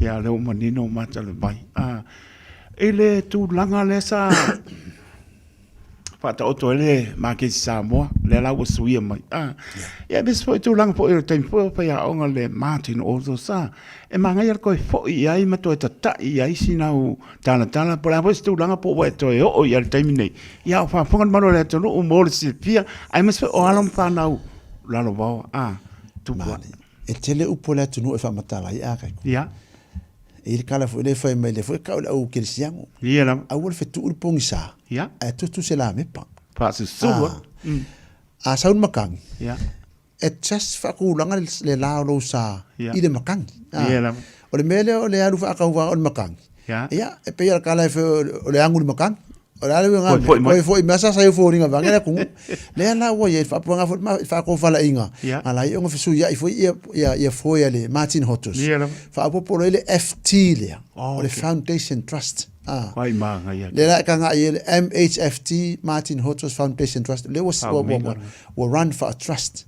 O le mesa ia sao mai ka me kia o ngai fale aunga e o mai i usa le aunga run le aunga le kai mira ngai le wanga i kua fa social service e pia kala fonga le a le sao le monga ia Mohammed o le alu Mohammed le monga kai ko la fo fai ka kala fa mai o mo pepero le ku ngai kala ai o le ka wala isa la elu mama Iran kala ngo fa ka ko Mohammed kala fa ku sa fa ka ilfa pa mangar ku ngale wo yai o ku langa o le fa mo le Martin Hotos le wo fa trust kai mi Foundation Trust kapenga ingo fanga fo ia mo me o ngaruenga le kai mina nge ia o fiku nga ifo ia fo ia malo ia ai fa aka nga ikai ko kai mingi o fi manga o ke le Pacifica su ia fa ile paro ko se equipe ko le nas o ke le kati wo ia le la wo ki ngai provide se Pacifica ma ko fo la sky der national party ia saka ia fo imea la ko risi kai le jo kai no pe fa mea Donald Trump fa ki ko e o fa me favor au million ia then the rich get richer and the poor get poorer le life ele fi ko le ra fi ko nga ilo fo ele makangi da yang ya ele fa pe sa makangi mai sifo a kan fa runga sifo ai arunga sa se va nga ke i le fi anga fo lo fo nga po le mai vai ro makangi ka lo nga makangi kai ko ngofo ni ka mo le ka sami ya fa makai si ko sa mang sa mo le nga la ko o ya va ro nga makang vai le ulo kanga o le ulo kala e maka poko foi la ia ele oka ia ngam la u wa asa ngit pa langi de maori de fa o fera fa ngue fa singo so fa de fa singo kai de da au ngai va ro nga makang ia o ngai kala nga o le kulanga la nga Martin Hotos Foundation Trust o la ko o nganga kapenga kame ki ngal bomua o ame mga amia mo sa inga ngaruenga ia lo CV ka un fa so la sengi o kai minga o ke langa me lai fai ave ka me ke fai ko lai sengi nga ku ma ke ka ko ngai PI ma o me ma fai o lai sengi ai ke le ku pe alu sala ai le ia fai le sengi o le la u fai ma si vanga le o defensive driving course o le au ngar kamarea e pe e kausanga ko pe kausanga ma fa akali le restrictive am fai le full license fai da fai defensive training there ma le nga ma singa qualify fai lau license full license e pe nga me ia e ma le me dia fa kala ngo ka kanga e po self esteem e de pe pa lang ke fa ya ko pe me nguku o la confident lang e fie ro makua e fa kala ngo ka ko ngai sa bo ma pacifica ele ise me fo ngale o le talk with me me fo ngale talk to me don't talk to them talk with them o ngai me nga fo ngale encourage ka mi ke kalangoa wa le ngi training ka fa itime I ka mi se mangula ka ko ka le sia o le paper look ka me ku mai dunga fa la nga le ala confident e ka mi ki me o public speaking e fa ngo fe le vale wa communication skills o me mai mga ami o nga le Martin's Foundation Trust le o fa ka mi ngi te to pe nga feeding ya e wa le nga malai nga foi e nga le sa fo so e fa la wa fa nga so alo fai lo le o maku ka mai ya lu sa mo e mga so swangi le foi la o sui e po nga foi o le se makeki o mo ngofo pe kala ko ingo e fai au makua pe ale ma fai nga lele kamoe ane fai kamoe savadi ane fai savadi korkolo whatever you do as long as you are moving alo kirikiro le waki primary waki fai e ka le vare waki moela ele ka le vai de marolo o karikero kala la fai ka e fai ko le mata bike me ka vare waki ore o ngai pa tai fo I wa o ya se to fa o la po to fa ta na ta la le mo fo ele mo le po e pe ya le mo manga ku ngako ko inga fo le ma ko ngai ko ya anga mo mana tu na tu wa ka ya o enga pe ya le mo ya va ka city na ko ngwa mo ya kingo mo ya kingo ele fo le ngolo pu mo o le sleep o le kofa o le sleep kele ai o le moe o le moe fa ukanga I la ko fa ka pa o le aspe o ele moe ngoa kele yo moe fe ka ngi fo pe la vola ka moe ro le ele moe manga ngaku ele moe ongo yo e ma le moe savati ma le moe so pola ele moe fa so pola la nga le yo kele me wa moe maku ngaku e o so la o se furu mika e la fola fa yu kwa ma ale o ngale la ala ya mo ya o kai si le moe ko ngava okay mo so wa kele lo pe se fi anga I mo kele sala pa ya ai ko lo fo ngana I sala la ngana fa mai ai nem pa ngo ko e ka wan ko pe ya o wa o ka o el e ko ka o el paga o ko ora paga o ko nga kula mana ya le wa to fo tu langa ia sa enga lue ya onga ya so ia moni au e sa le o me ko me ki ya onga tu pala onga ma me le la to fo ia le Martin also oka vi ia le ya wa fo me sa ko ye me le o le fa ya onga pa wa me ka ko wa kali ya yes le level le ko ngai mingi o fa so anu aku sa two ways le communication ya pela kala fa kami kia onga ni ko fa pe ke me mo me ya you learn one thing from me a day hopefully but I learn 30 things from you fa ko su ka me la fa inga fo yo me ke mo le aso nga le ma fo e ma eu fo ma fa nga le kai ko le ko ki coach fu fa su ka sa ka le ko fa na onga le u fa nga u ya ka me ki sa onga kai they still calling you say ingeng you see that yes ele panganga o se faronga maka ngale ko nga fa ka ika ngale lai de fa nga lo ka miki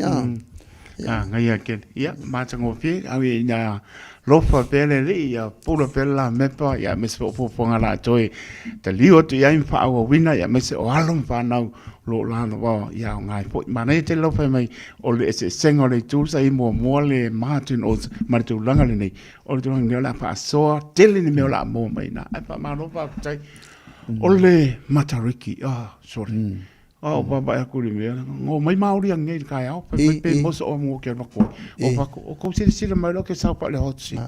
Ia, ai, le lau kanga pēa kūrei aku. Ia ngō kone wha makana po i le, ia le kūranga po i le matariki, ia mare wha celebration po le mo le niwia lato. Ia, nasi. E mai e foi na lea celebration wa e fole ia so maro lor ngai leila kai mio Jacinda Ardern le ia e foi ai kuso le ka ke me celebrate ka so nga fo Maori ia ale ma ngai ko sang fo Maori ia ma ngai e ko ia the past, the present, the future. O mai acknowledge the past. Ai po al me ngai celebrate the present. Ia ma give hope, ma prepare for the future. Me nga le fai la ko forum of iwi vo Maori ai. E lima se fulu mon kupu iwi Maori ko ngi usila. E ko fa iwi. Ma le kai fongo. Kai e fongo na ngai. E fongo no ngai le waitangi te kai me le waitangi. No fa. The day before waitangi. O le fongo nga e review wai me ka usanga le ke. Ko e baba ai ia molu mga. Ka penga ro me ka usanga ngai. O le onga ko ka usanga, wo fongo le onga ko ngi usila. Ale o wedding ko ngai po pitten. Eva ai me fonga life formative. Le monitor po fa fenga me. Fa inga ka usanga, wo fongo le lo le South Island. Wo sa le o summarize ai me ia. O le life follow la i format le Maori. Ia ai o le matariki. E fa kus e fe kuia.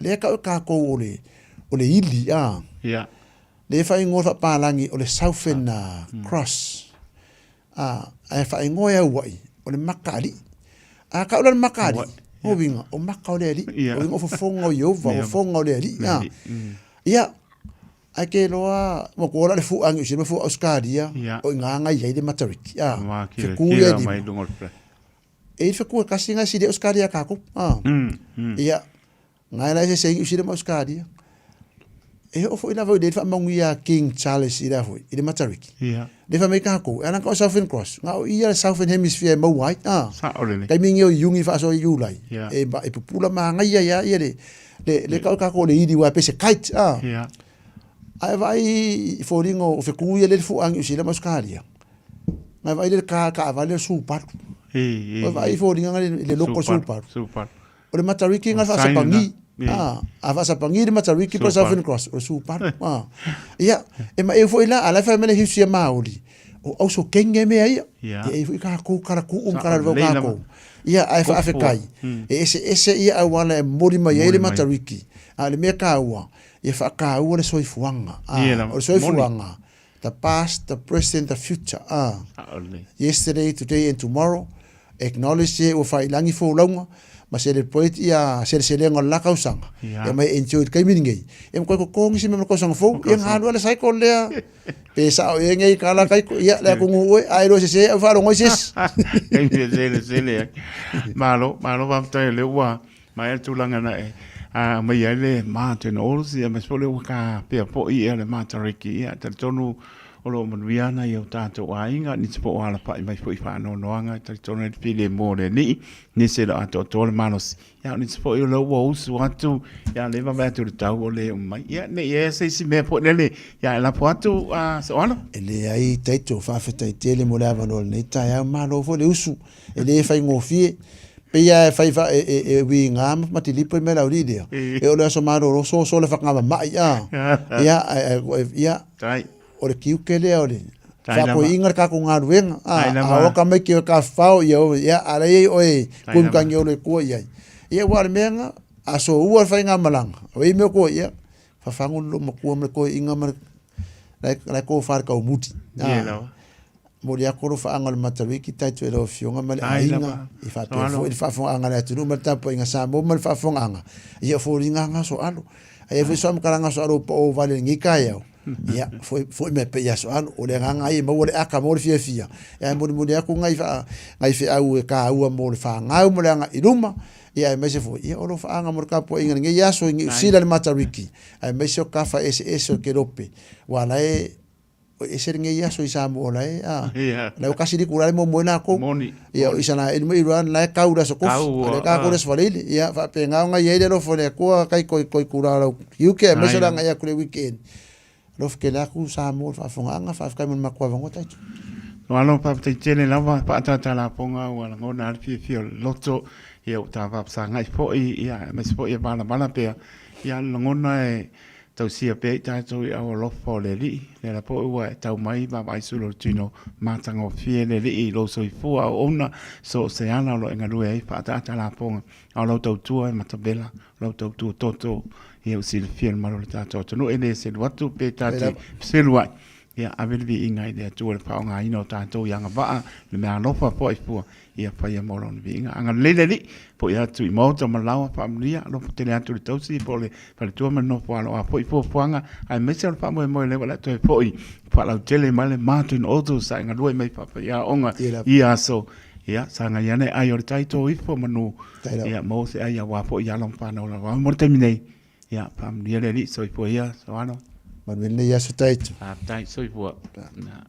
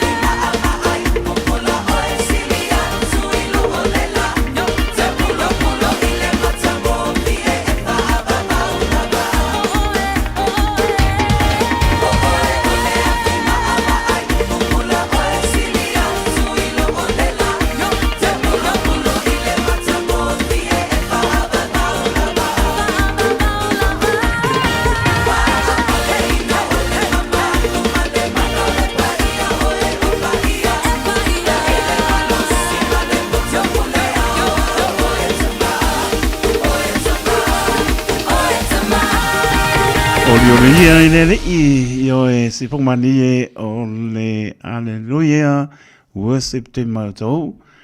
Te tonu tau lunga stau tua ile ne po Taeao matango fie le matariki le asomano lo ia fa natuina fa mnia le New Year Maoli e fa tano patu ia rem le moa mai cleanliness pena po ia fia onge e mosi ma lo ma mai opi to maratai mai sini Australia mara ainga pe po ia tu vale te lesi ia ma lo lava pe mai ia alofa atu mosi o tina o tua from la into vale te lesi fa te tele lava lo fa foi fa pa ia tu ia ma lo lava ma mai lenga te leo pati meki ia mana inga ila to o malama pa o Mrs. Swafa a lo fa tu taito mo to au kilani mano tu to oi o atu no e mamao pe lava ma puta mai ai sa mo na lo le atu pasifika mo atu no e mamao pa lo tu sai le li so tato manuia mana tua si o tato ma lo sa ilinga foi se tasi pa ti o la tu la i mai tai lo tato ma lo pai ar pin ngano le tu aua ya ta to ma po se tani o pam silonga lo panga solo o lava ta to lo ai ta mo le atu ya no ma e le pa to rina tai to sa o lava ma bo sia au le la au na ta to ta lo tua ina ia tau lau o pa mo mo po tu po ai ta to oli ma fia le le no tala patu ya tu pa to pilau ma no lava pa tain ma mai to pa manatu atu pe pai nise le o mau e lunga le pai tala tanto e kanesia e pa ka asai wiri tanto pese o nei le tasi le labo pa manatu mai e tai pese talenga ya le lali anova tala va ya mesfol tai le o sapo sunga kanati matila ya pa malosi mai pa malosi ia longo vinga apai e le se excuse ka ko e le ilonga se pa si singa ngala ko lunga le page